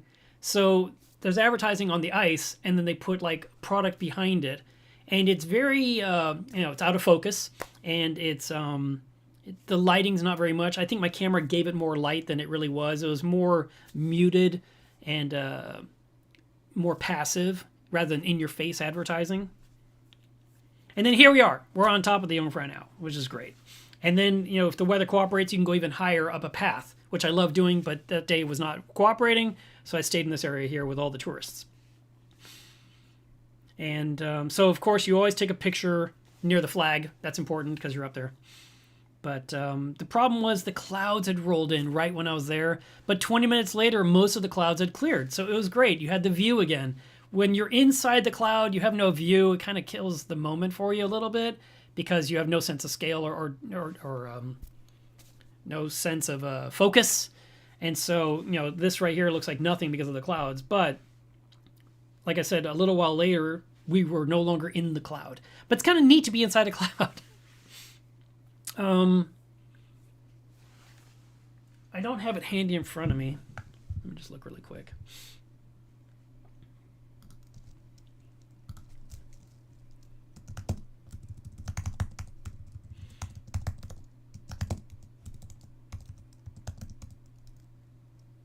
Okay, so the peak of the Jungfrau is 11,362 feet. So just over 11,000 feet up is where I was. And I got my picture with my flag. And then as you're looking down, this is the glacier going down below. And it has snow on top of it right now. And then up there, this area that you can't really see in the background there, that is where you would hike up. There's a trail that will let you go up and go even higher. And there's a spot up there, I think it's like a weather station type thing. And that was actually used in a movie, in like an old James Bond movie or something, where there's like a fight scene. And so there's a plaque that tells you that's what was filmed in this spot, which is kind of cool. I like it. And this right here with all the cameras is also part of their weather tracking information. But that right there up in that area is where I'm talking about, where they filmed something. There's the restaurant right there on the side, and you get the nice view, and also the gift shops, are right there. So it's a really nice thing. Now, there's a different part of this peak that I did not go to, and I'm sure it exists, and it's what I wanted to do with that train I was talking about that climbs up the mountain, because not only while it's climbing do you see cool things like you'll see the cows walking up a mountain. Cows with the bells. And then later it's mountain goats. And the goats just walk up the rock. It's amazing, right? And then you finally get to this landing. You get out. And then you go out and there's this huge slab of concrete. And there's guys out there with the Alp horns. And there's a guy that's cooking sausage out there that you can just eat like from a food cart. And it's just what I was expecting to find, and I was clearly like on the wrong side of the mountain. I was mad at myself, but whatever. I made the best of what I did. That right there is a helicopter. And now you can see the clouds have cleared and you can start to see the peak better. But at this point I was ready to go inside. So again, some ants down low on that ridge.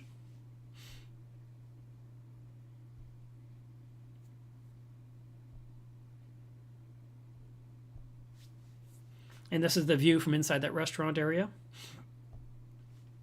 And here you can show I'm at 11,370 feet. It's at the very bottom there.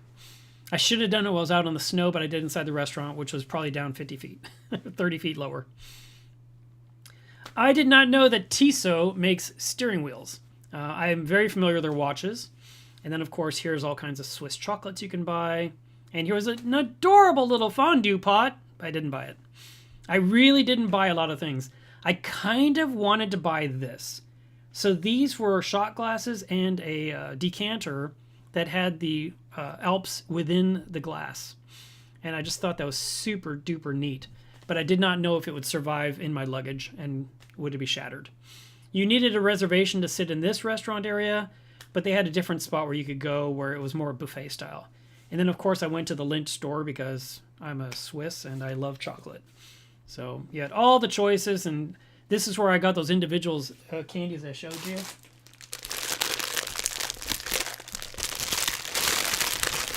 And I also got these that my mother used to buy me as gifts.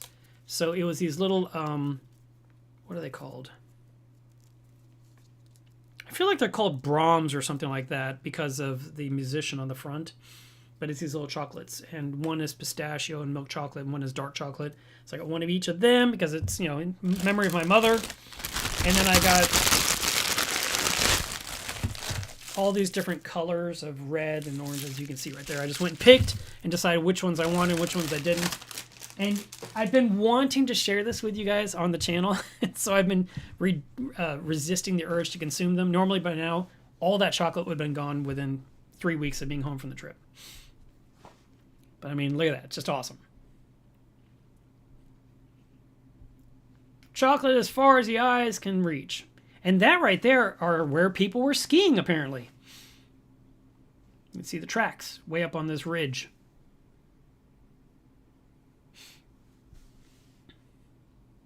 So, again, that's where they were skiing.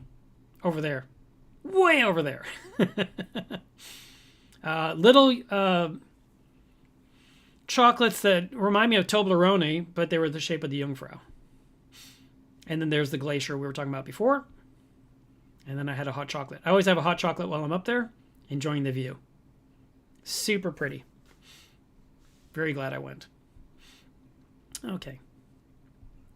And then they'll give you this as when you're on the train as you're leaving. They hand you this little milk chocolate. And then, of course, there's a link to where you can share your stuff on social media. And I believe I'm taking the gondola back. No, I'm taking a train. Oh, I'm taking a train down to where the gondola is and then taking the gondola back down the mountain. So that is that. And then I just traveled down, of course, and went, with everyone inside the gondola. Anyway, we've been talking for an hour and a half. And I haven't even gotten to the Basel Zoo yet. I do need to show you some important things. Here was a little gift shop. I was hoping to find a shirt like this one, with no luck. Everything was just too professional. But they had all these beautiful cuckoo clocks, which of course I've always wanted one, but I never buy. They are kind of expensive.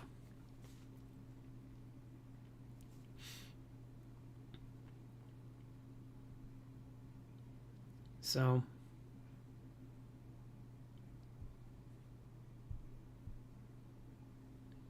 that was the official cat for the hotel. And then that night I got into Basel. I got myself a very simple room for Basel because I didn't think it mattered because I was there to see family and go to the zoo and stuff. Had a little tiny shower. This was my view out of the window. It was very nice and quiet. I was within literal walking distance of the Basel Zoo. I do want to talk about the Basel Zoo, if you guys don't mind. I know it's I mean, there's a lot of aquarium stuff in there, so I don't know that I can even share it all with you. But first, that night before, I went out and looked for dinner. And this is Friday night, 10 p.m. And, you know, most restaurants are closed or closing. And this street had a couple thousand people on it, and people are all out here eating and laughing and drinking and just right out there on the street. And, of course, you know, you can go shopping for guns. The gun store was closed, but they were there. And, of course, there was the jewelry store had all kinds of Marvel-type jewelry or accessories or things to buy. But, yeah, they have all the rings. You can get yourself the Infinity Gauntlet or whatever you need. Kind of neat. So I had a beer. I had a Wiener Schnitzel. It was delicious. I had Spätzle on the side. These are very much comfort foods for me for Switzerland. And that day I walked 18,550 steps. Breakfast the next day. Nice healthy thing with some lunch meats and some vegetables, and of course the wonderful bread with the jellies and everything. The view of the patio behind the hotel, which I actually one day I ate out there instead while no one else did. And this hotel is very eclectic. These little random things. This is near the steps, just a bunny on the wall. So I'm at the zoo, I think here.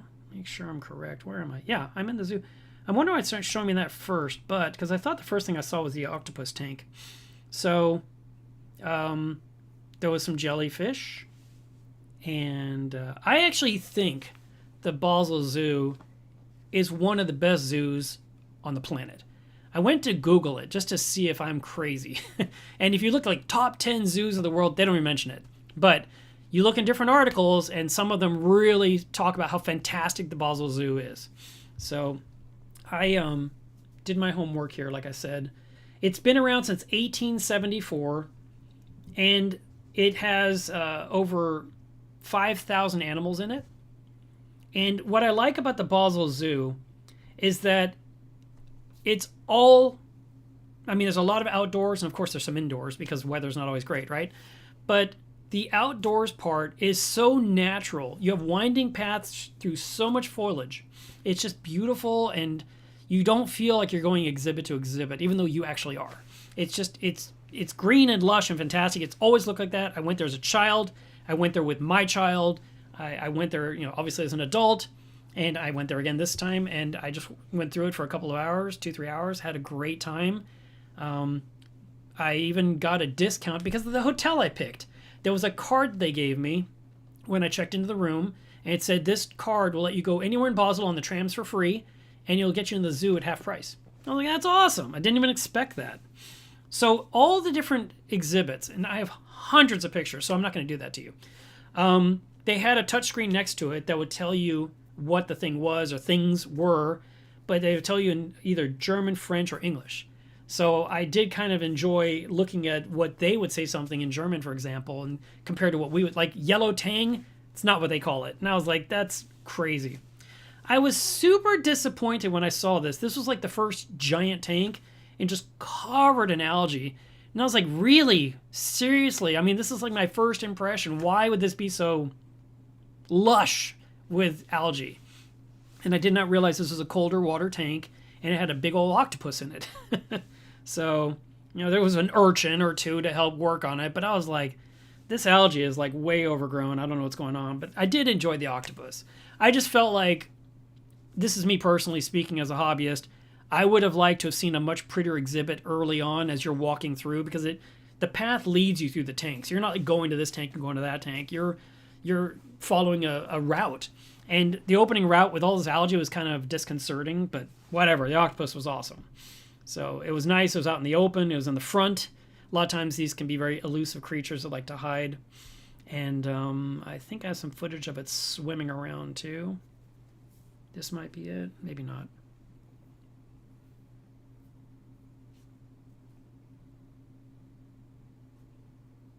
Not sure if he's ready to launch yet. No, maybe another one. Here we go.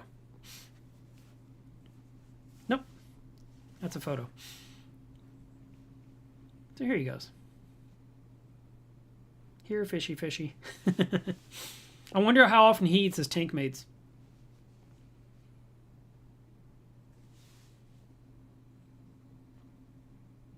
So that was kind of nice. So they called it the common octopus. And then they had these, what am I looking at here? Oh, the sea perch. I wasn't familiar with this fish. I mean, I kind of seen them, but not quite like this. So anyway, let me just see if I can find you some good stuff here, because I don't want to make you go through all of it. Here's the yellow tang. They call it Citronen Segelflosser, which would translate as lemon, sail, and I forget what flosser was. I looked it up, and I was like, that is not anything like yellow tang. So,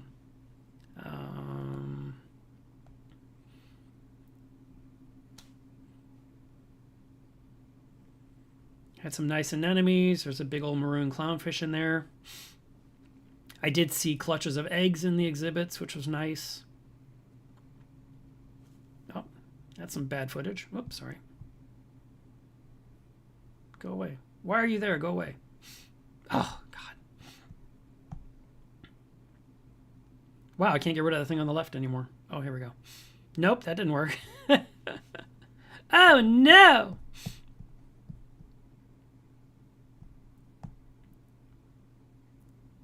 There we go. This was a beautiful angelfish. Big. And wasn't very happy to be out in the public. Liked to hang out in the rockwork.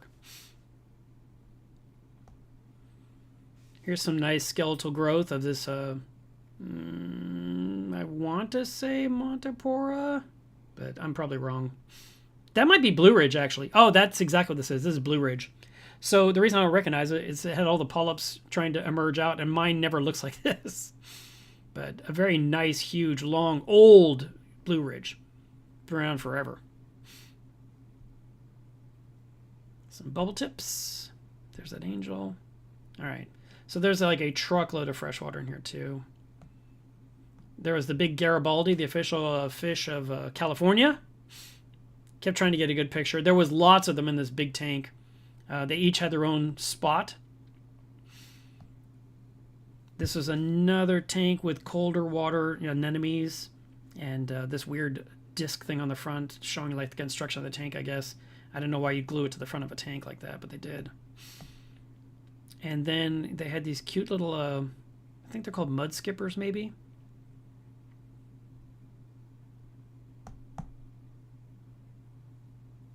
And of course there's snakes and you name it. And then we get to some of the real animals you expect to see in a zoo, like a big old ostrich. Why is that happening? Maybe I have a better one of the ostrich? That's crazy.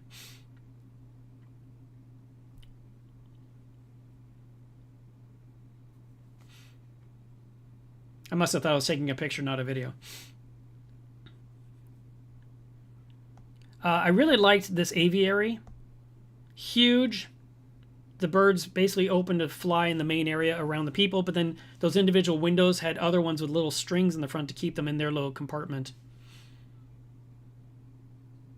These things were so pretty. Just beautiful. I guess that's in the parrot family. I have a picture somewhere here. I think it's right here maybe, where it says what it is. A lorry. So.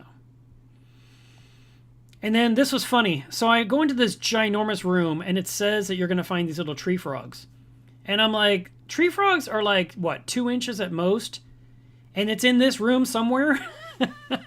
How? And I was in there for like 5 or 10 minutes looking for a tree frog with zero success. Birds were kind of flown around, but I couldn't find a single one. So I gave up finally. But it was a huge exhibit. It's like, how on earth are you going to find these things? I looked under the leaves, I looked on the leaves, I looked down on the ground, I looked on the rock, I looked everywhere. No luck. So then, of course, outside, you've got some storks and so forth out here. But you also have some really high-flying animals with nests way above that just live at the zoo, but they're not enclosed whatsoever. I mean, they can just fly wherever they want to go. They can go visit the city and come back to their little nest if they want. This one here, I think, is the elephant exhibit. That's a back tooth of an elephant.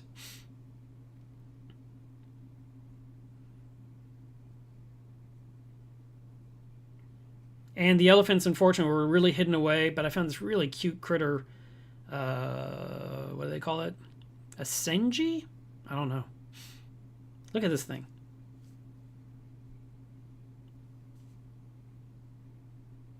And they're fast little runners, too. They'll just zip around in this habitat.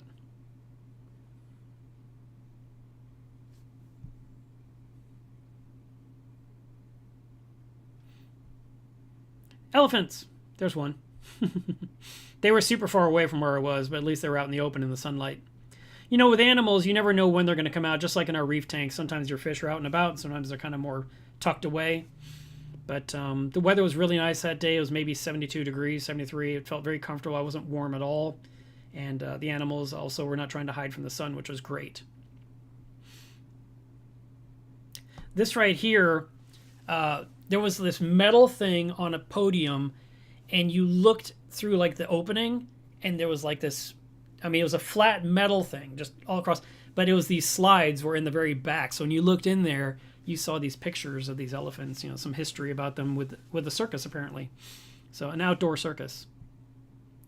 And so anyway, there's flamingos, and then there's another aquatic exhibit there, and then giraffes, all the normal stuff you'd see in a zoo. I think I might just do a video about these, my experience at the zoo, because it's just such a great zoo to go to. I think everyone should go. And if you can't, at least you can get a little bit of a peek from my trip. Stu's here. Yay, cold water tanks. Let's see. Really had a hard time getting a picture of this guy. I was like maxing out the zoom on my camera, trying to get this. I don't know what it even was. I don't think it was.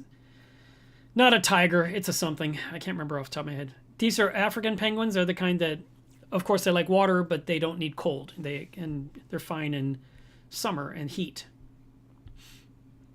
And oh, I'm sorry. This was actually a video of them swimming around, having fun. See, the exhibits, they seem so nice and natural to me, and a lot of zoos don't feel that way. So I don't know. Maybe I just love the zoo because I went there as a kid. Rhinoceros.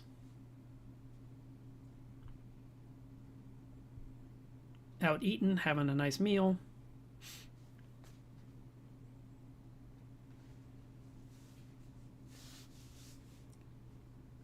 I don't even know if that's some kind of green hay. I have no idea. MACNA's coming up. All right. I'll scoot past all this. What else? Then I got to see my aunt who just turned 80. That was her birthday. And those are my two cousins. And it was great to see them. I hadn't seen them in a super long time.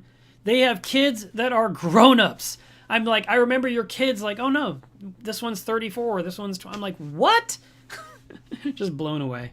So we did the birthday party, and then I took a train home, back to my hotel. I did do some walk around Switzerland, and then I went to this. Here's a couple of nice pictures of Switzerland again. I love the scenery here. What is this? This lady's feeding these wild geese. It's a good way to get bit.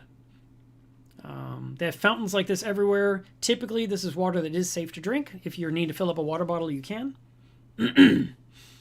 And Then I went to this big Marvel experience. I was trying to find the opening thing, but I can't find the picture here.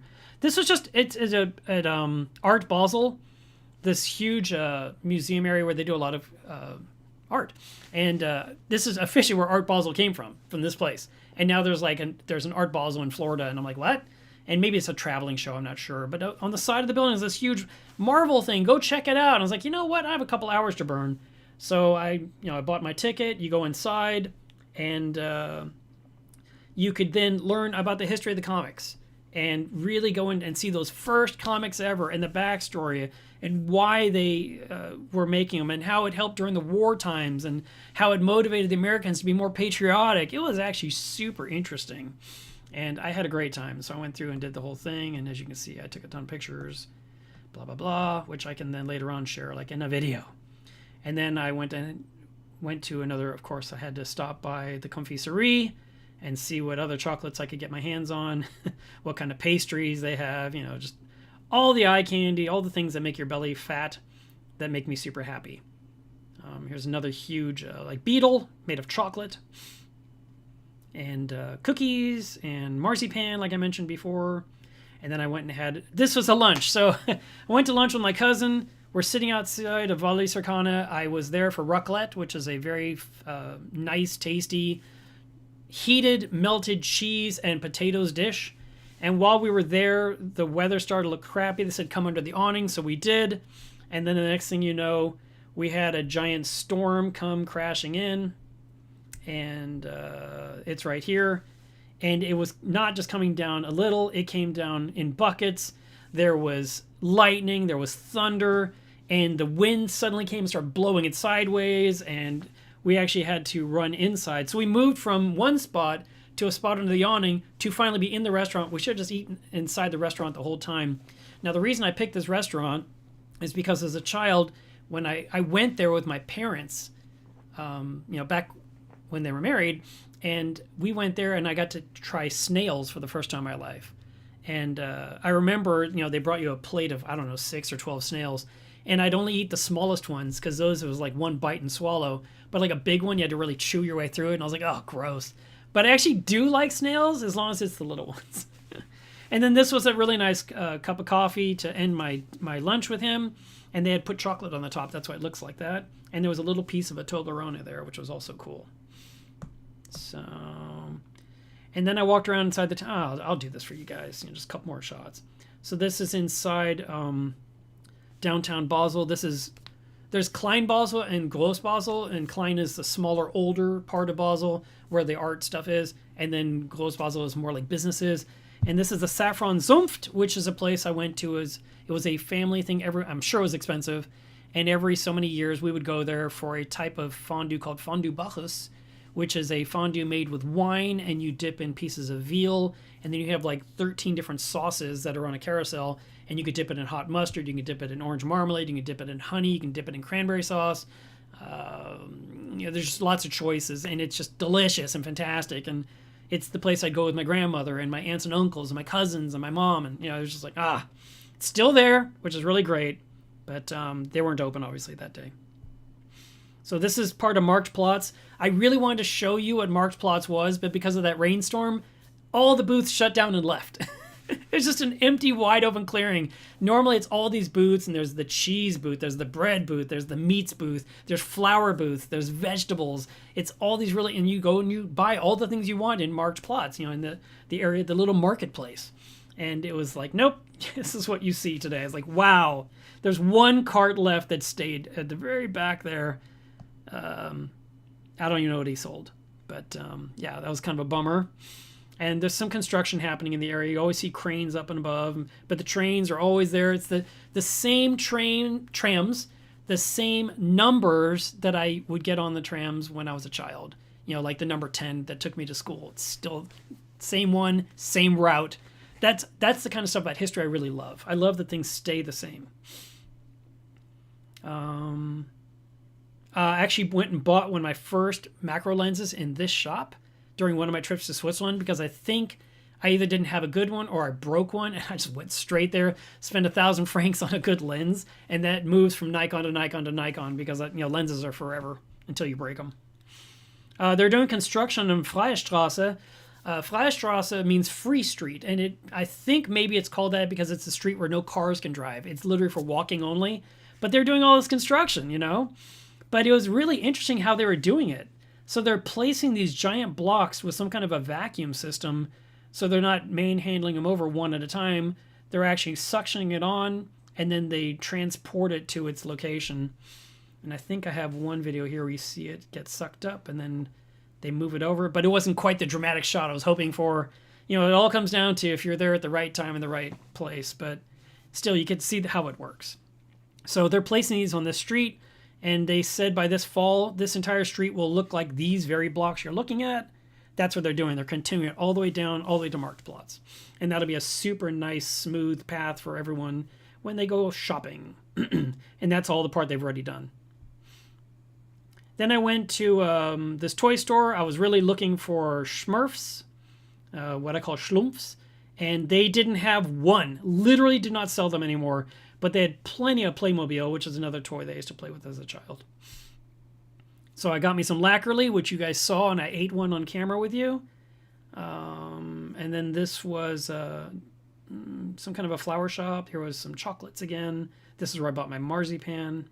Look at the marzipans. I mean, come on. They all taste the exact same, but they all look so beautiful. Oh, someone says they have family in St. Gallen. Yeah. Isn't that where Asterix is from? So here's some silly marzipan. Usually they make really pretty ones. These were kind of boring to me compared to what I remember seeing. Then the chocolate shop again, because, you know, got to see more chocolates. I might have a problem. This right here is the actual shape, the Basler Stab. This is the symbol of Basel. So putting these on top of the chocolates would be a normal thing in that town. And then some nice pastries and nice pies. These are the kind of things my mother or my grandmother would always buy. For me, that really wasn't so much what I liked. But my mother would also, like these I'd love. These are little cheese pies, Käsekuchen, and they're delicious. And you eat them warm, and they're very yummy. And then, of course, there's some quiche here, and there's some sandwiches. And my mother liked the very thinly sliced meats. These Swiss Army knives are actually chocolate bars. You can go through TSA with those. Here is the Lackerly shop. This is all those cookies I like. They just had them in all kinds of packaging. And I really should have bought more. And then I found a nice ring here for 28,650 francs, which is a lot of money. And then, of course, here's a cute little one for 8,000 francs.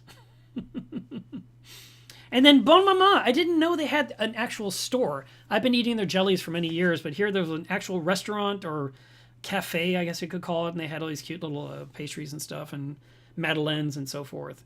So that was kind of neat to see. I mean, you might recognize these jars here from the supermarket, maybe. So it was an actual shop. So I had to walk in there.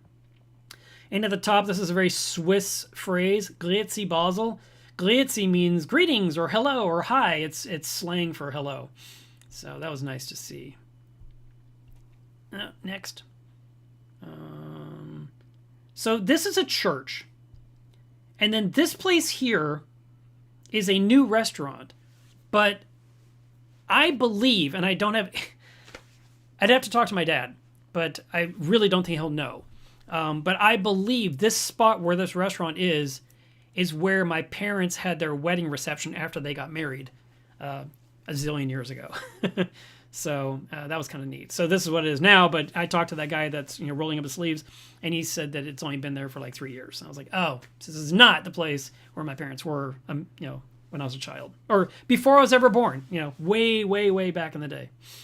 So then I went to this place, and it's near Aschenplatz, and this right here is a diagram of what all the different objects are, and you're like, well, what are the objects? And then you can see they have like a representation of what each of these objects are. It's actually really cool to just sit here and watch it. It's from Museum Tingley, and it's this right here. It's these water fountain pieces of art that move. So it's just kind of fun to hang out. Children don't go in it. You don't throw money in it. It's just something to look at and sit next to and read a book or enjoy a cup of coffee or something like that. It's so neat, and it's been there forever. And so, of course, when I do my rounds through Switzerland, I always go to these places to see it again and again and again, because once is not enough for me, apparently. I got to make sure it's still there and operational.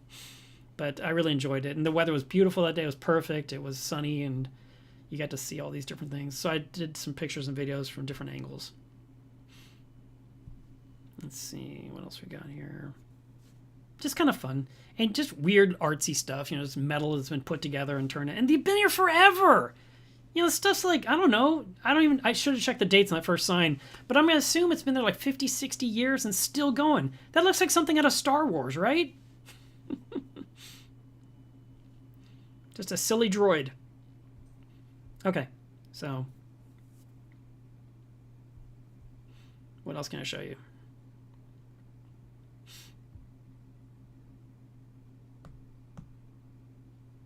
Then I went to my room. Oh, by the way, cutest little car ever. It was by the mopeds, right? Look at this thing. It is so tiny. Just a little... there's one next to a moped. I mean, it's just the tiniest little car ever. I would not be able to do anything. I wouldn't be able to buy groceries with that thing. I'd rather carry them and get on the tram. But someone had it. And then this made me crack up. It is the erotic mega store. I was like, mega store, I'm going in. I want to see the world's biggest erotic store. I didn't take any pictures inside, but there was a lot of stuff, and I was like, wow, okay. Some funny art on the walls next to the canal. And then on my TV, they had SpongeBob on one channel, and then they had this whole thing about coral restoration that was happening. While I was in my room, I felt very much in my element. I was like, wow, check this out. I did not expect to see this on my TV screen in my room. So that was kind of neat. And they were actually planting corals in the ocean. That was really cool. This is a reporter learning how it's being done in, I think they said Indonesia. So that was kind of cool. So I took a lot of footage of that in case I want to do something with it one day, but I probably can't because broadcast reasons. Then I went to this restaurant for my final meal, the Aqui, I think it was called, or Aqua.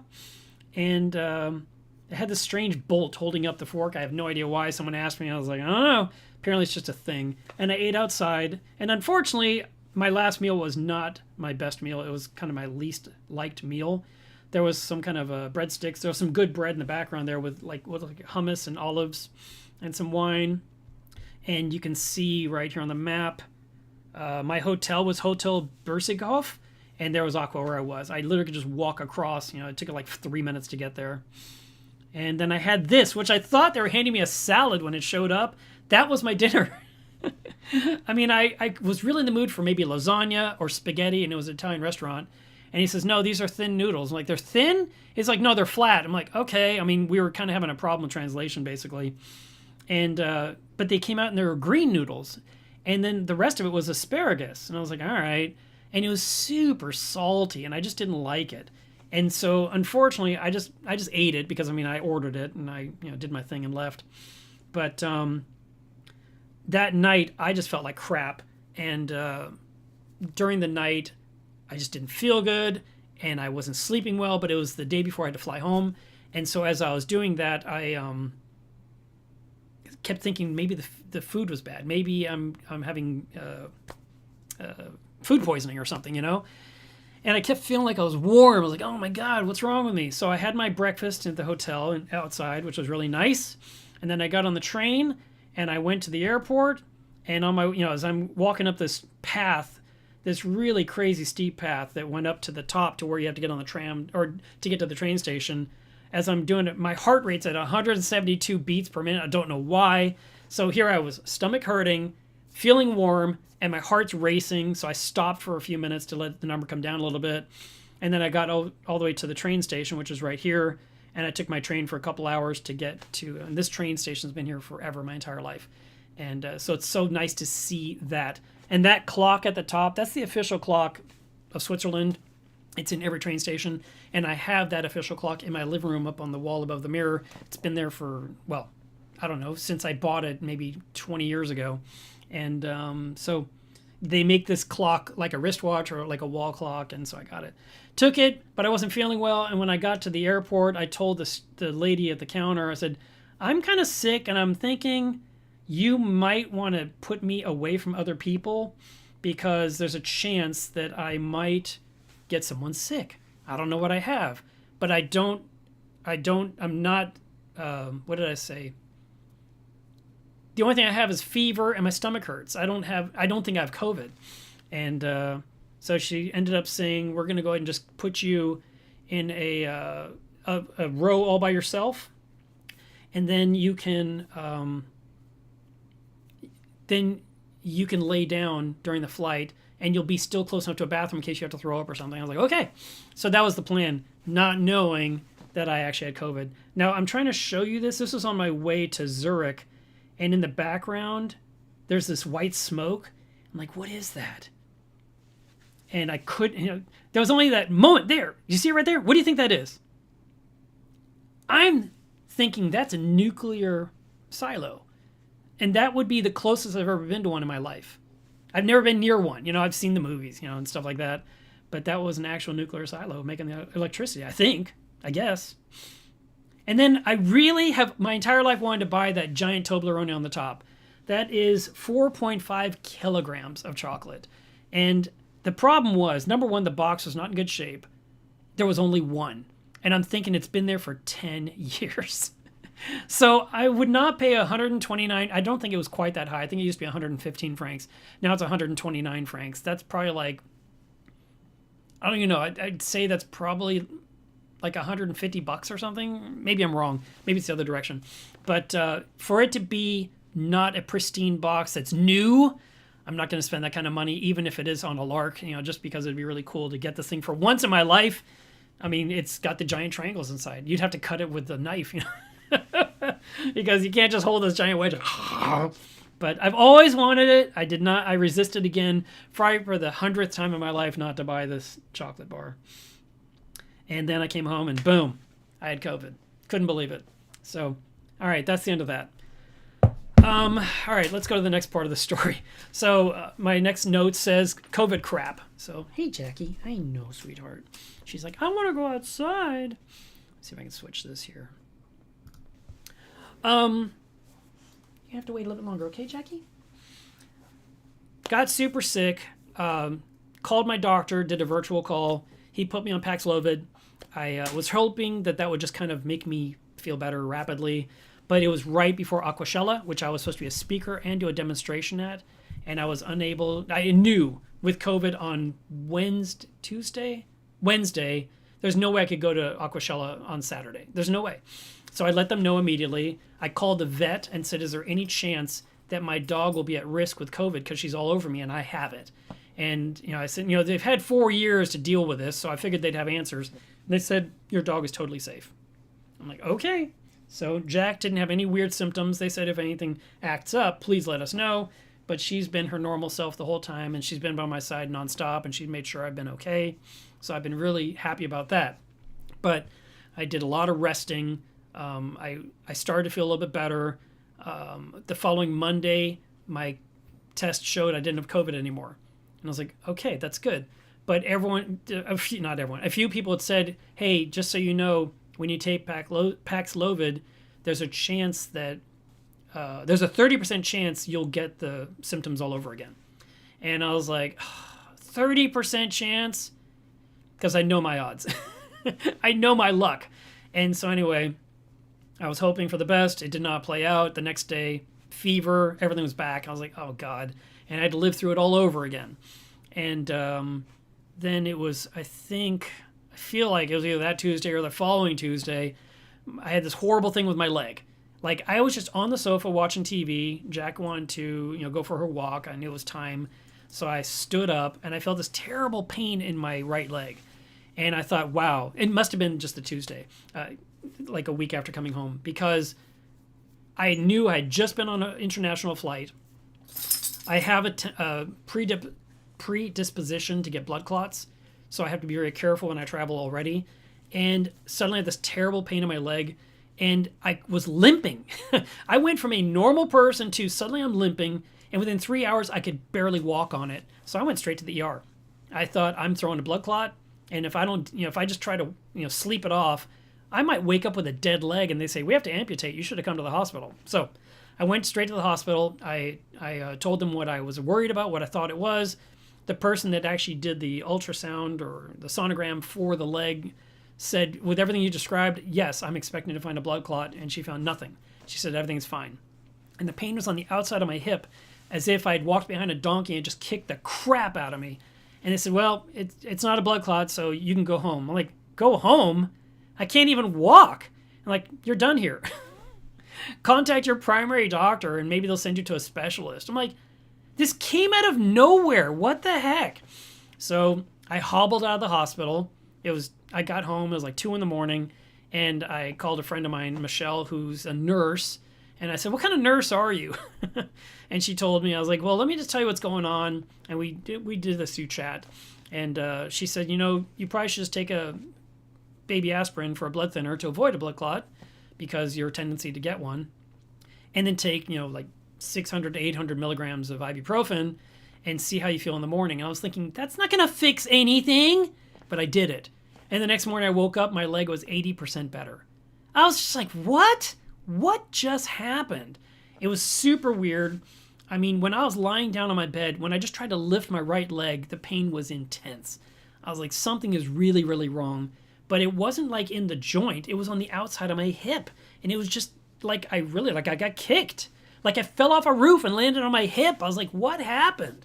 I wasn't doing anything that could explain this. So the next day I did a big post about it on Facebook, and my former doctor saw my post because we're friends, and she said, you should go get Pedialyte and drink 3 bottles a day for the next 3 days and replenish. You're probably low on potassium, magnesium, stuff like that, and it's causing the cramping. I was like, this isn't a cramp, but maybe it was. I don't know what it was. But after the legs started to feel better, I started to get my familiar back pain between my shoulder blades. It's been with me for 15 years. And it was kind of intense and unpleasant. And I remember it was like Thursday. I answered the phone to take a call. And suddenly this pain just went from that spot through my entire back to where I literally couldn't breathe. I hung up the phone. I stumbled into a chair to sit down. Like, what the hell is happening? And it dissipated. And I was like, okay.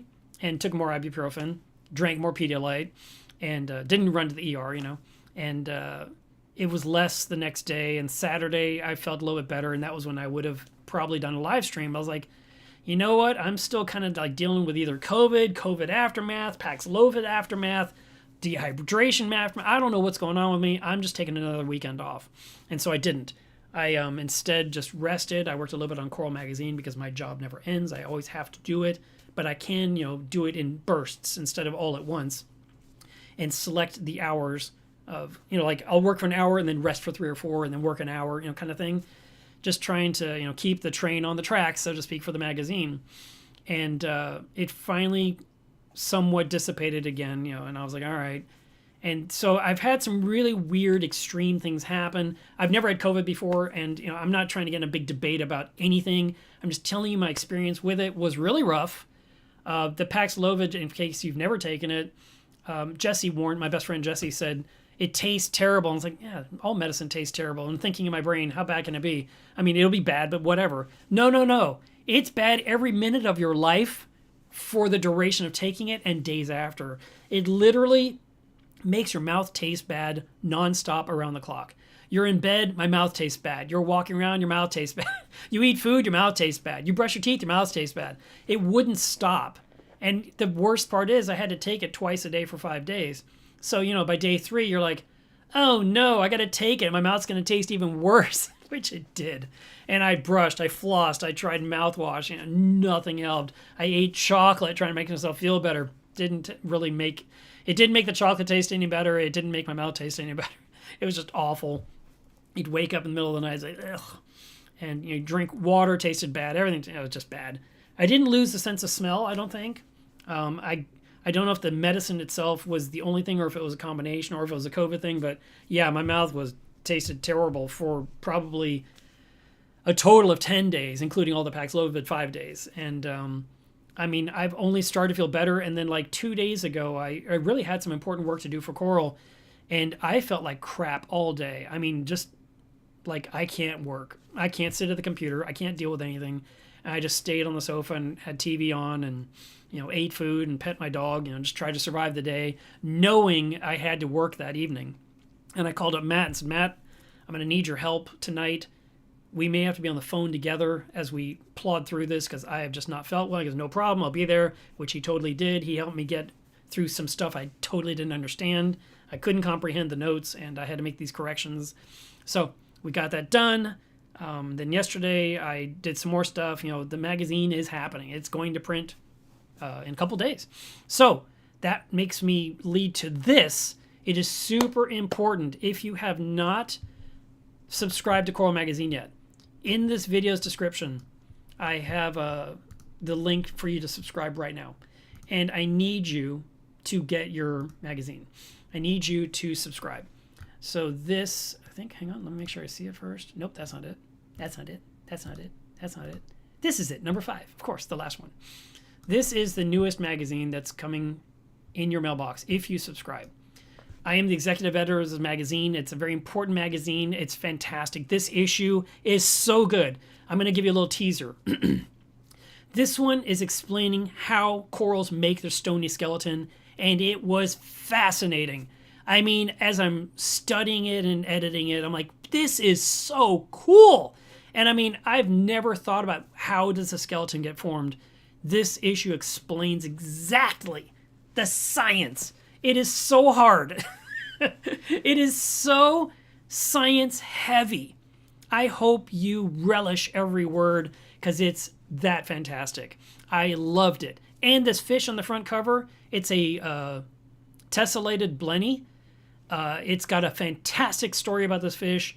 It is now being commercially bred for the hobby by Boca Mariculture. They are going to be shipping them to wholesalers in the United States. If you're wanting to get this adorable fish for your nano aquarium, look at it. Now, he did say they don't always look this fantastic. They can look kind of brown and boring, but when they're happy, they turn into that. And wow. And it's a beautiful little fish. Like I said, the story is so good. I'm going to give you another teaser. He saw this fish for the first time, basically 10, 12 years ago. And he was like, I want to breed that fish. But where he was doing his work, they said, no, you're only allowed to breed this and this. That's it. We don't put anything else in this facility. He goes, but I really want to do that fish. And they're like, nope. So he still kept diving, looking for that fish. And he couldn't find it for 10 years. It is that secretive. It is that invisible. After 10 years, he finally found it. It's like, yes, I found it. But it was in a protected zone where it could not be taken from. He's like, ah. So he swam out of the protected zone and kept exploring that general region until he found 6. He collected those 6. He put them in aquariums. He got them breeding. He got them to lay eggs. He has now got he's raised them. He's done it. He's the first one to breed this fish that's never been in the aquarium hobby, and fantastic story. So another great one. So the subscription is $39 for the year. You get 6 issues. If you use the link I gave you in the video comments description, it is $37.06. You save a couple of bucks. You should subscribe. Every single person that watches this YouTube channel should be a subscriber of Coral Magazine. You should be reading it. It's that good. I feel like every aquarist, 100,000 people should be reading this magazine every single time it comes out. It only comes out 6 times a year. And the printed version comes out with the digital version as well. And so you can actually read it online if you prefer, which makes the pictures more brighter than they are on paper, even though they look really good. And you can also read previous magazines that go all the way back to like 2014. So, I mean, you get a whole library of magazines instead of having to do what I do. That's my library of magazines of Coral right there. 2 shelves of it. So, fantastic magazine. I highly recommend. I really want you to subscribe. And the reason I want you to do it now is because tomorrow we pull the names, like tomorrow night, we pull all the names of the new subscribers and we put them into the mailing list. And if you buy it on Monday or Tuesday or Wednesday, you're not going to be in that list, which means you won't get this issue. And you'll have paid for it, but you're like, why didn't I get a magazine? You're like, nope, you're not going to get you're going to get the next one, which is 2 months from now. Actually, 3 months from now. Because this one that's going to print will arrive the end of the month. So if you subscribe next week, you won't get the one that comes at the end of the month. You'll have to wait 2 more months for that one to show up in your inbox for the first time. You'll still get 6 issues, but it'll be so much longer because you missed this time slot. So that's why I'm urging you, like I did 2 months ago, subscribe today, please. And Matt always says to feed his kids.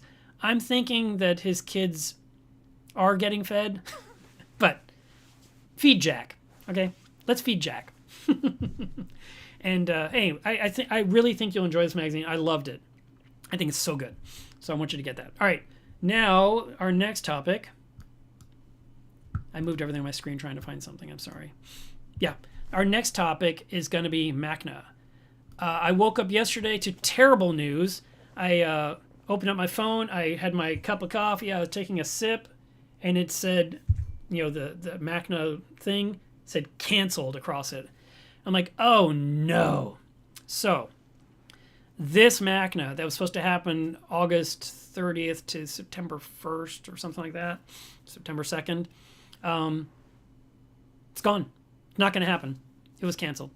And it's terrible, terrible news.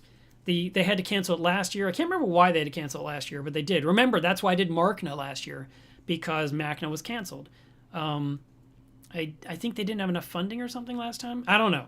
But anyway, whatever happened, it didn't work out. But as you recall, during MACNA, we had on the president of MACNA, Travis Knorr, who did a couple of really nice interview presentations during MACNA. He did 2 different talks.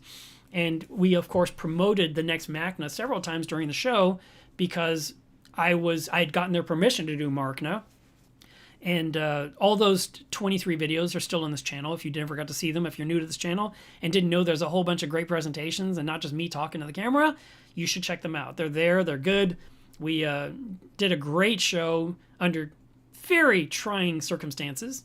So anyway, very much looking forward to this year's MACNA. I literally talked with Matt Peterson the day before this announcement, the night before, and we were making arrangements to share a room. He was going to be there. We were going to have a booth to promote Coral Magazine at the show.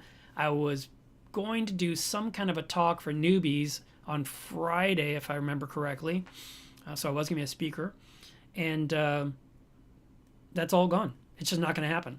And I'm super sad about it. I have been a huge advocate for MACNA for 20 plus years. I've been to every MACNA since 2002. And I even went to the virtual ones during COVID. And so for this not to happen is devastating. And I don't think it's back. I think that's it. It canceled 2 years in a row. I think it's gone forever. So I've had a lot of people reach out to me almost immediately saying, MACNA 2.0, I will give it some thought. I want to try and come up with something a little bit better and not as hard. Obviously, we're going to have air conditioning and we're going to have electricity if we do it. But I might handle it a little differently this time. Like a continuous live stream, or maybe a continuous live stream until it breaks and then we stop and start the next one maybe. I don't know. But I would like to do something a little different instead of trying to make you guys find the next speaker each time. That was a little too hard. I thought it would be a great way to keep the talk separated, but maybe have other YouTube people co-host. I don't know. I want to give some thought. I'm probably going to ask some people some opinions and see where I can, what might possibly happen. But right now I'm just kind of devastated by the loss of this staple in the industry. Because MACNA is not just some trade show. It was the only non-profit educational event that literally you went to meet the people that wrote the books that help us with the hobby. You met the authors that wrote the articles in Coral Magazine. You met the scientists. You met the breeders. You met the aquaculture facility people. I mean, you got to meet some of the vendors. And you could meet Deltec and what I said before, Fauna and all these different companies, and talk to the Apex, controller people about, what's going on with yours or whatever. And you had those opportunities to interact with the actual people of the products you use in your aquarium, which is fantastic. But you had 3 days of speakers, and you had, the first MACNA I went to in 2002, there was 15 speakers, 5 a day, and I went to 15 talks. And I learned so much. It literally steamrolled me into where I am today. That MACNA is what put me where I am today. Because I learned so much from those 15 people, plus a banquet speaker, Walt Smith, so that's 16 presentations I went to, that for the next 3 or 4 weeks, every time I answered a question, when someone would say, how do I get rid of this? How do I solve this? How do I do this? What is this? I said, I learned at MACNA, ... and whatever it was. And I actually had answers because I had learned from these people. And those same people went on to write more books. But how many of you buy books? You know, I'm trying to get you to buy a magazine and you're hesitating. Stop hesitating. Buy Coral Magazine. But yeah, this show being gone is going to be devastating. Yes, there are other events like Reefapalooza and Aquashella and Reef Stock and I don't know what else. But those are not the educational event that this has always been and was. I mean, this was a thing you went to for 3 days. It was Reef Keeping College for the weekend. And it's just gone. I just can't stand it. Anyone that's bought a ticket, you're getting refunded, so you don't have to worry about that. But that's all I can share. It's just bad news. But I didn't want to end on bad news, so I have some good news. I don't have a picture handy, unfortunately. Maybe I can get one really fast. How can I get it fast enough? Let me try Facebook.com/Coral Magazine. See if that works.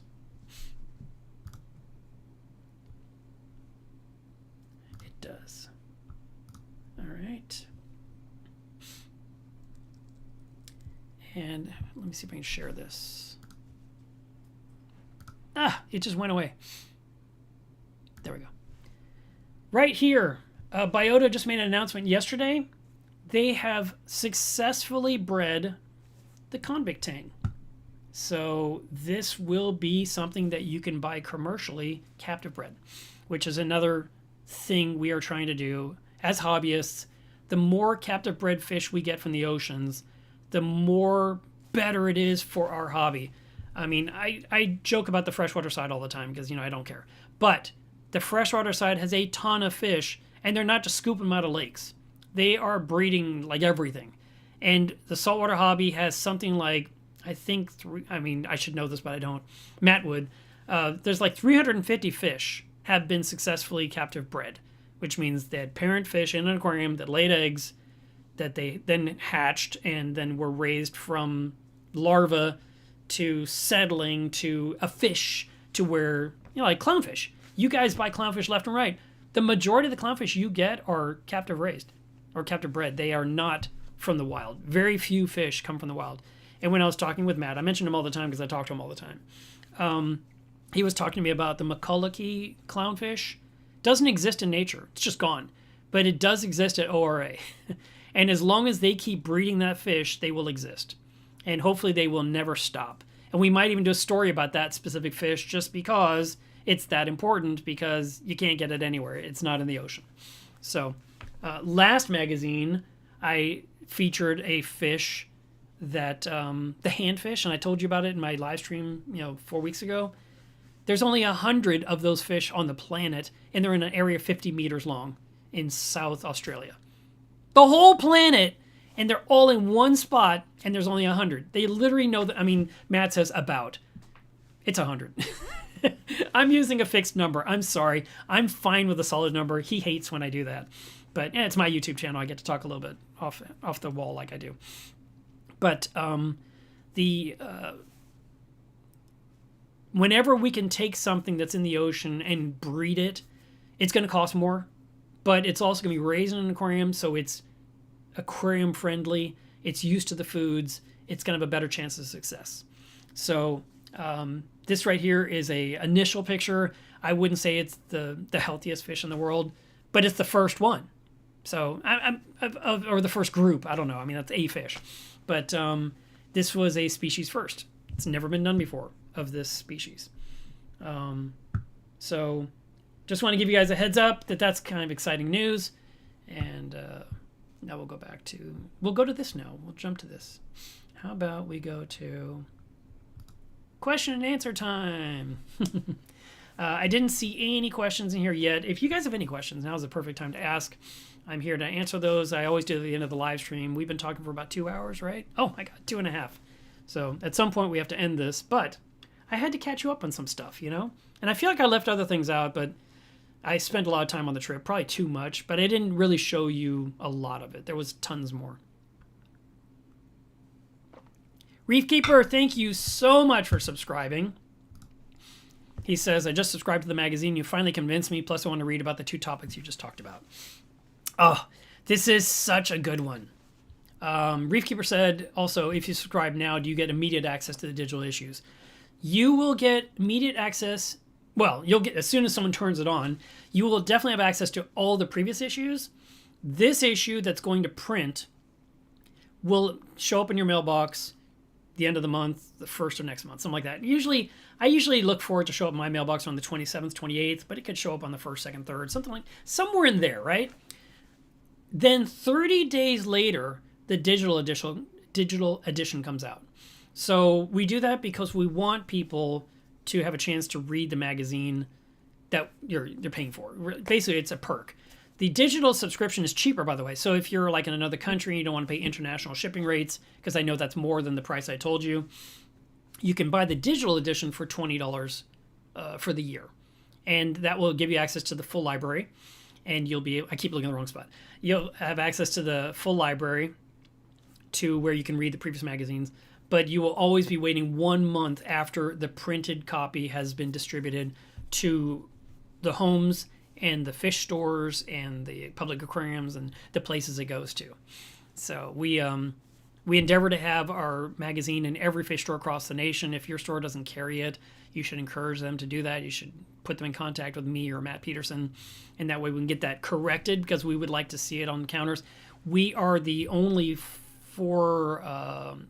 American print magazine that is not free. So I guess you could call us a paywall when you think about it. But we put in about 2,000 hours into every issue of labor. And, my share is easily 100 hours, if not more. And we really look for every detail. Last night, I was going through Reef Visions, which is the section of the magazine where we have some beautiful things that are current in the hobby. Some really crazy chalice, some fantastic alveopora, some amazing fish, whatever it is. And I'm proofing it. It's already been laid out. It's really pretty. And I'm looking in the gutter because the gutter where where the page is, how do I describe it? When you fold it open, that's the gutter in the middle, right? And in the gutter is where all the photo credits are. And I'm zooming in on the photo credits. And there was a photographer's name with an extra S. And I removed that S. And then there was another one where it was like A&M Aquatics. And it was A space ampersand space M space aquatics, and that's wrong. It's A ampersand M space aquatics. So I took out those 2 little spaces in this little tiny thing. But that's the kind of detail we go to with the magazine. We want it to be perfect. You will probably be able to find some minor mistake, like a spot that didn't get a period or something. But we try so hard, and 6 different people pour over every page of the magazine to look for any errors before it goes to print. So we try super hard to give you perfection.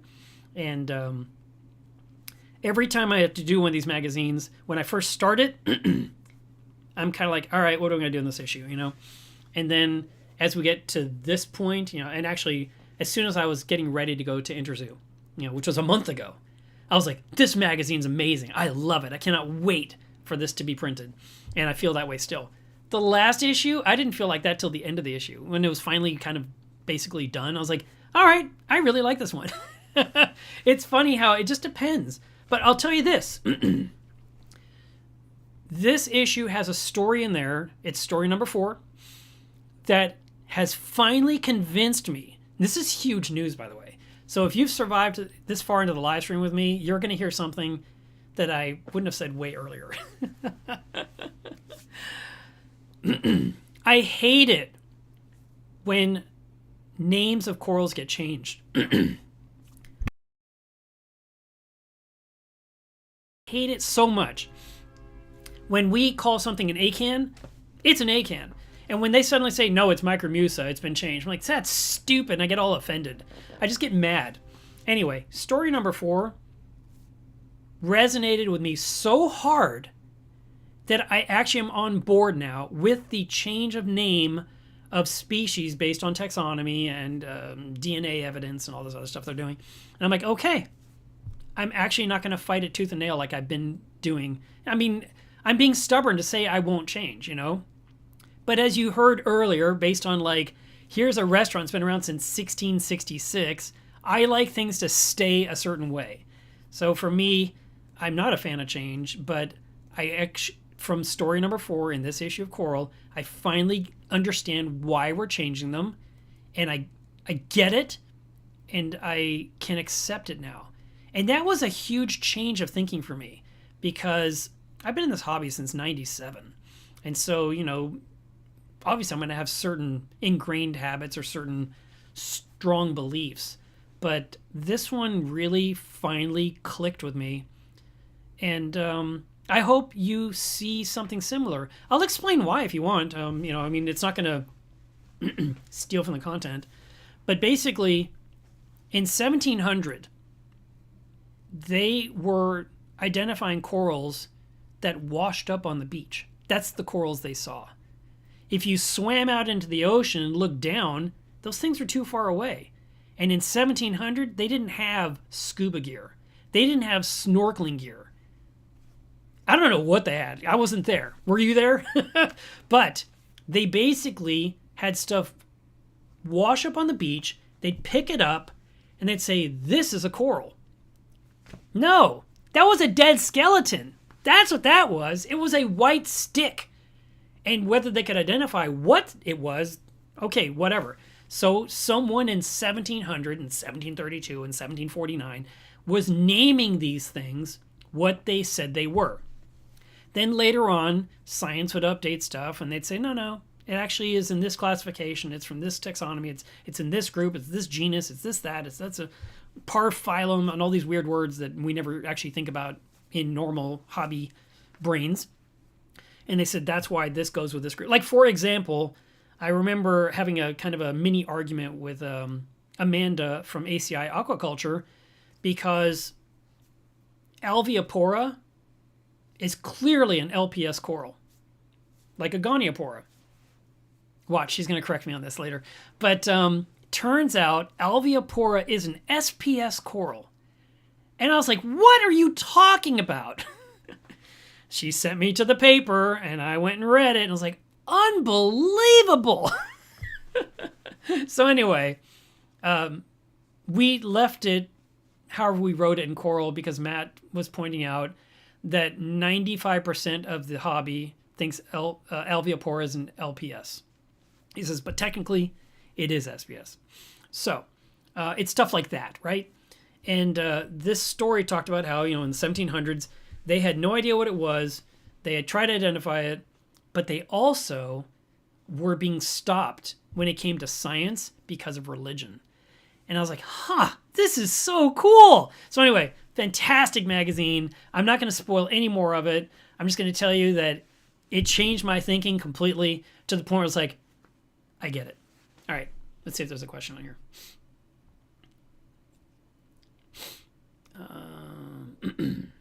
Oh, nice. Reefkeeper says, I'm already authorized. It's Raven turned on. Have access. There's an article in the last issue I heard about and I wanted to read. Fantastic. Fish Pimp JD. All right, JD. He says, lots of MACNA memories over the years. Sad to hear they canceled another one. I agree with you completely. I kind of like the idea of possibly doing some kind of a, I don't know, some kind of maybe an online poll where you could like type in your story or submit it to Coral, and maybe we'll build some kind of a story about previous MACNAs or something. I don't know. Maybe. We'll see.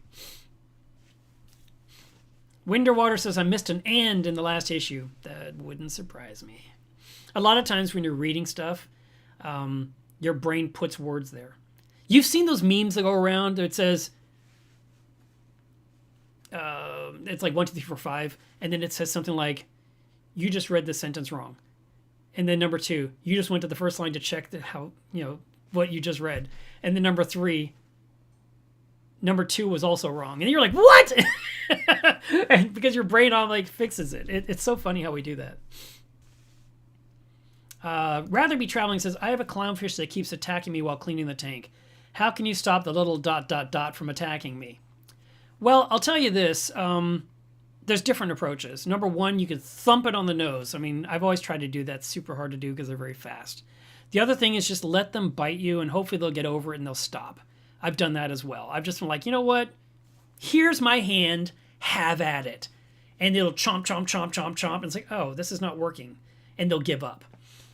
You can just not put your hand in the tank for a while. You could rearrange the aquascape a little bit where it's changed the territories.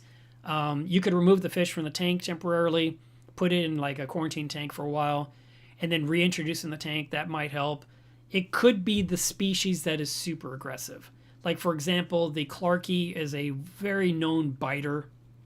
Maroon clowns are biters. But I've had, in my horrible frag tank that I'm ripping down. I've been talking about ripping it down for years. I'm ripping it down this summer. I'm replacing with a new, clean, new and improved one. I'm going to be fragging corals on my tank. I'm going to put them on frag plugs. I'm going to actually have a frag tank with frags. It has 3 clowns in there, and one used to be super aggressive when I tried to clean that tank. I'd only clean it occasionally because of that clownfish. And it doesn't touch me now. It just changed its mind. I think it gave up or whatever. I didn't, keep putting my hand in daily trying to, convince it otherwise. It just finally just stopped trying. So those 3 clowns, my plan is as the anemone cube goes up and I grab all the clowns out of there with the anemones, I'm going to grab the other 3. I'm going to put everyone into that tank at once, and hopefully it's a happy family. And there will be no clowns in my frag tank, because I'd rather have in the frag tank something else that keeps the algae off the corals, and have some frags available when people ask for them.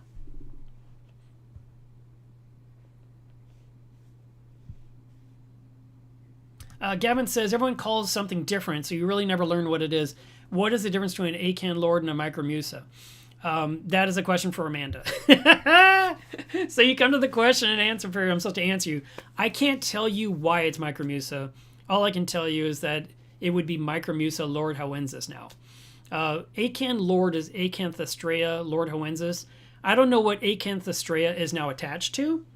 Like, did they just get rid of it, or is it only part of like the Echinata, for example, but the lords are now in the micromusa family, which I kind of actually sort of understand just based on the shape of a micromusa and a lord. So maybe that's why, but I could try to find out and follow up, maybe bring it up next week if I remember. But that's a great question. Thanks for asking it. My brain didn't say, well, why is it? I just know it is, that it's a new thing.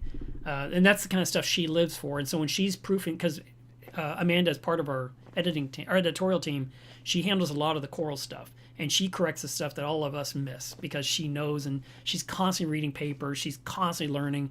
And she always has a paper to back up whatever she's saying. So I rarely debate anything when it comes to coral with her.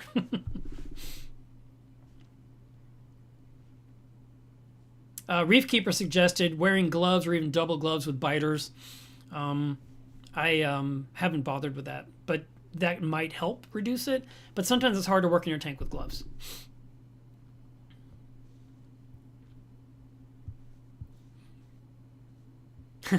Andrea says, who are you and what have you done with Mark? This is Mark post-COVID. I've been something burned out in my brain. No, the magazine, it's that good. It's so good, it changed my mind. How about that? That's pretty impressive, right? So, you know what? That was easy. We didn't have a lot of questions today. I want to thank all of you for tuning in today.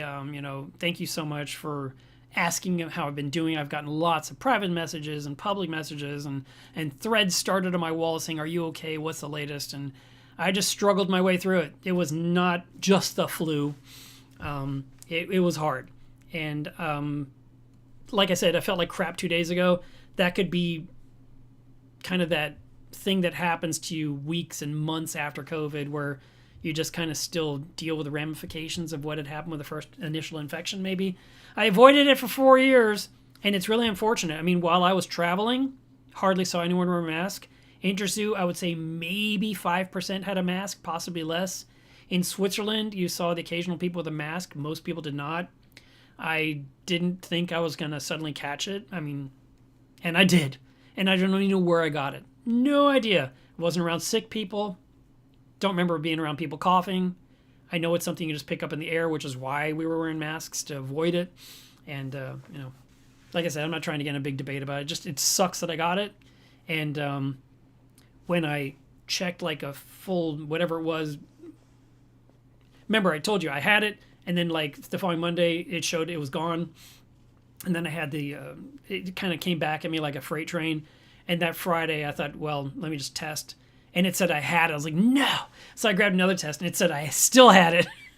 I was like, now I'm twice as sick because I have 2 tests that say I'm sick. And it was hard. So I still get really tired really easily. And I do remember that being a part of what happens. And I'm sure after this show, I will take a rest. Because I do. Okay, so let me talk. Oh, there's something else I want to talk about. It's not even on my list, but I remembered. And people said, oh, you can talk about this. So we're going to talk about it right now. The Trident NP. I have one. That is the new tester for nitrate and phosphate. I will grab you something really quick here. Loading. Move it over here. Hide that. Go here. Grab you a quick screenshot. Actually, let me do this.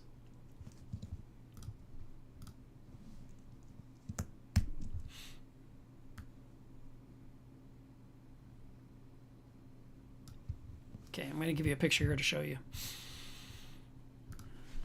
Let me switch to this other slide where it's just me. And we don't need that. We need me. Go to this. There we go. And then we'll put this on there.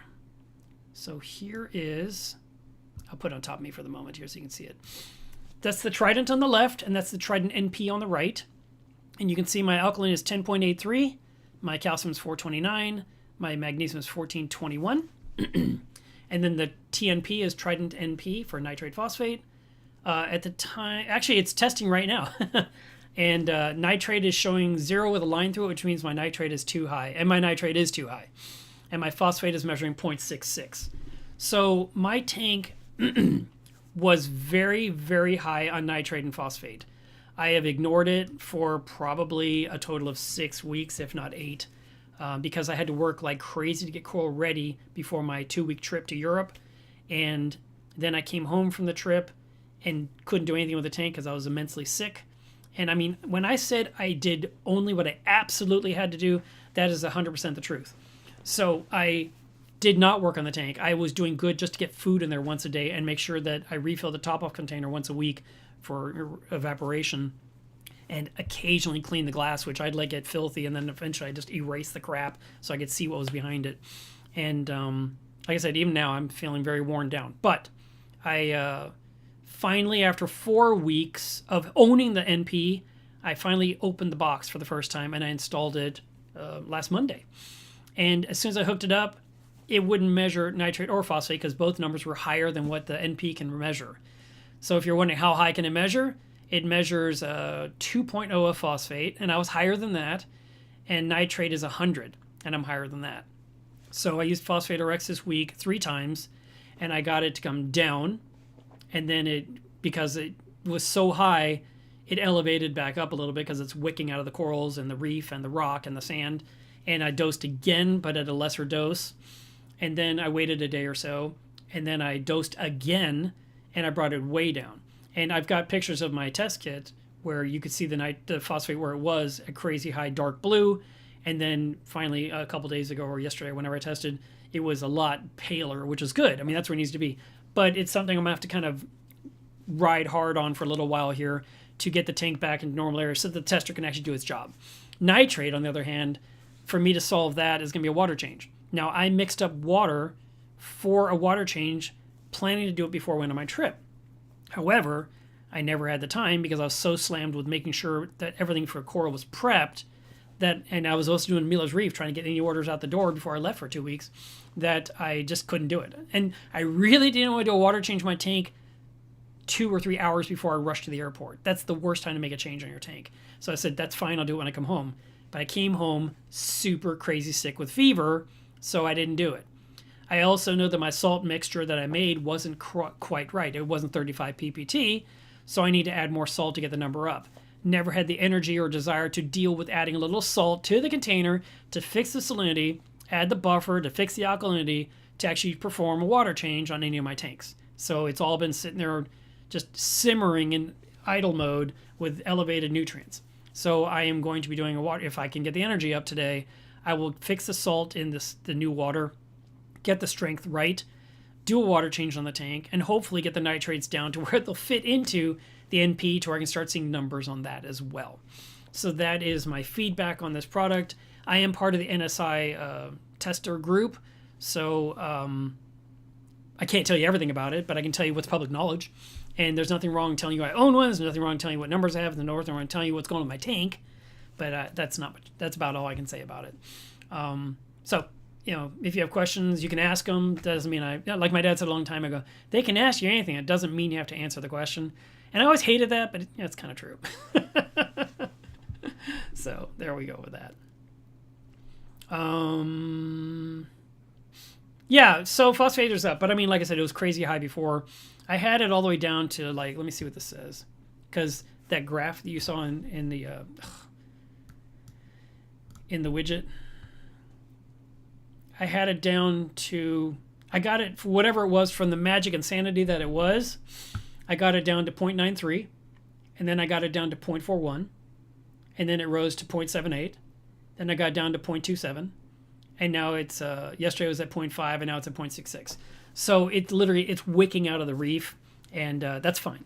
And also I used a 5 micron sock, a big 7-inch sock, in my sump, in my sock box that I never use because I never do socks. And when I put in the Phosphate RX, I used it at less than full strength. My tank would require a true dose to be 270 drops, and I put in 200. The second dose I did was only 125. Then a couple days later, I did 200 drops again. But when I put the 5 micron sock in there, within less than 36 hours, the sock was completely packed with the lanthanum, and the water was standing 2 inches above and trying to get out any other way out of the sock box because it could no longer pass through the sock. So I washed out the sock. It did a great job of clarifying the water rapidly and trapping the flocculant, which is exactly how that works. So if you are using Phosphate RX, like I've recommended for well over a decade, I do have the 5 micron and 10 micron socks in stock if that's something you need. I also have Phosphate RX in stock. I love this product. It's so much easier than dealing with GFO. And it's the only thing I used for phosphate control, but I let my phosphates get way away from me, and now I'm in repair mode. That's okay, because as you guys know, I've been saying this forever, my reef lives in spite of me. And I've shared some really nice pictures of my reef on social media recently. If you follow me there, you've seen it. If you aren't, I should be able to show you a couple really quick here.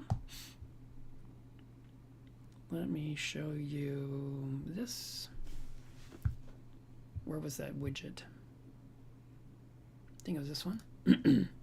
So that's the top of my reef right now. And it's full. And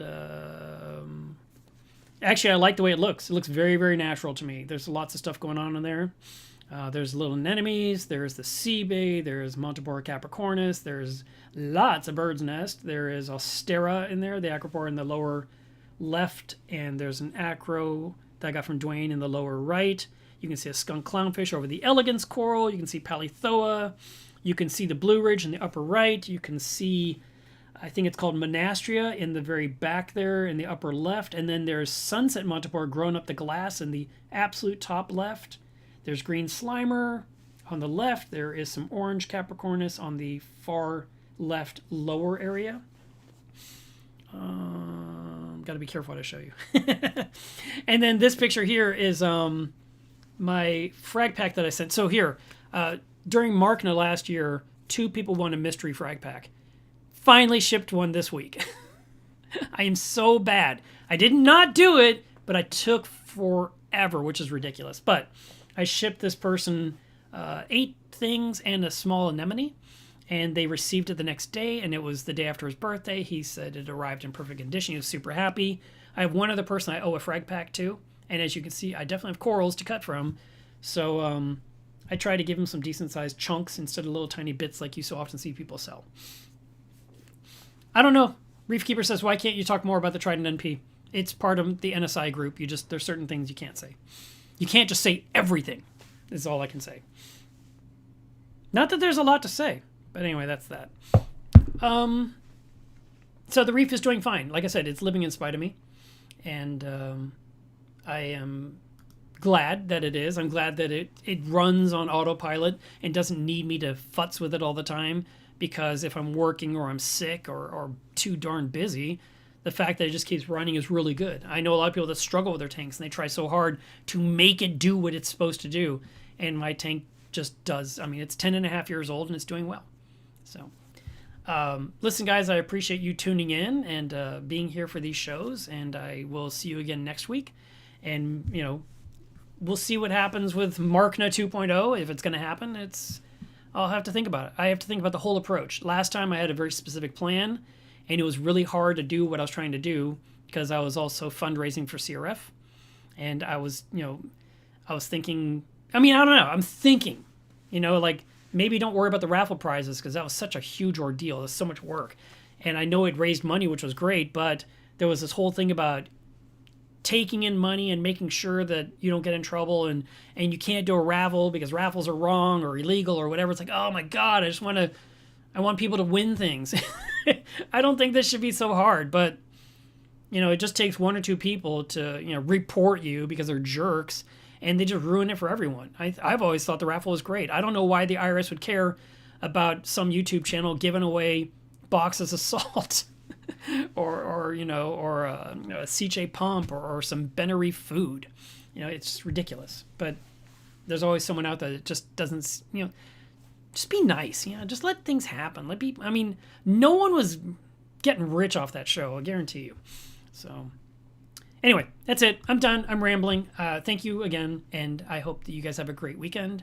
And I hope I feel even better next weekend. Bye, guys.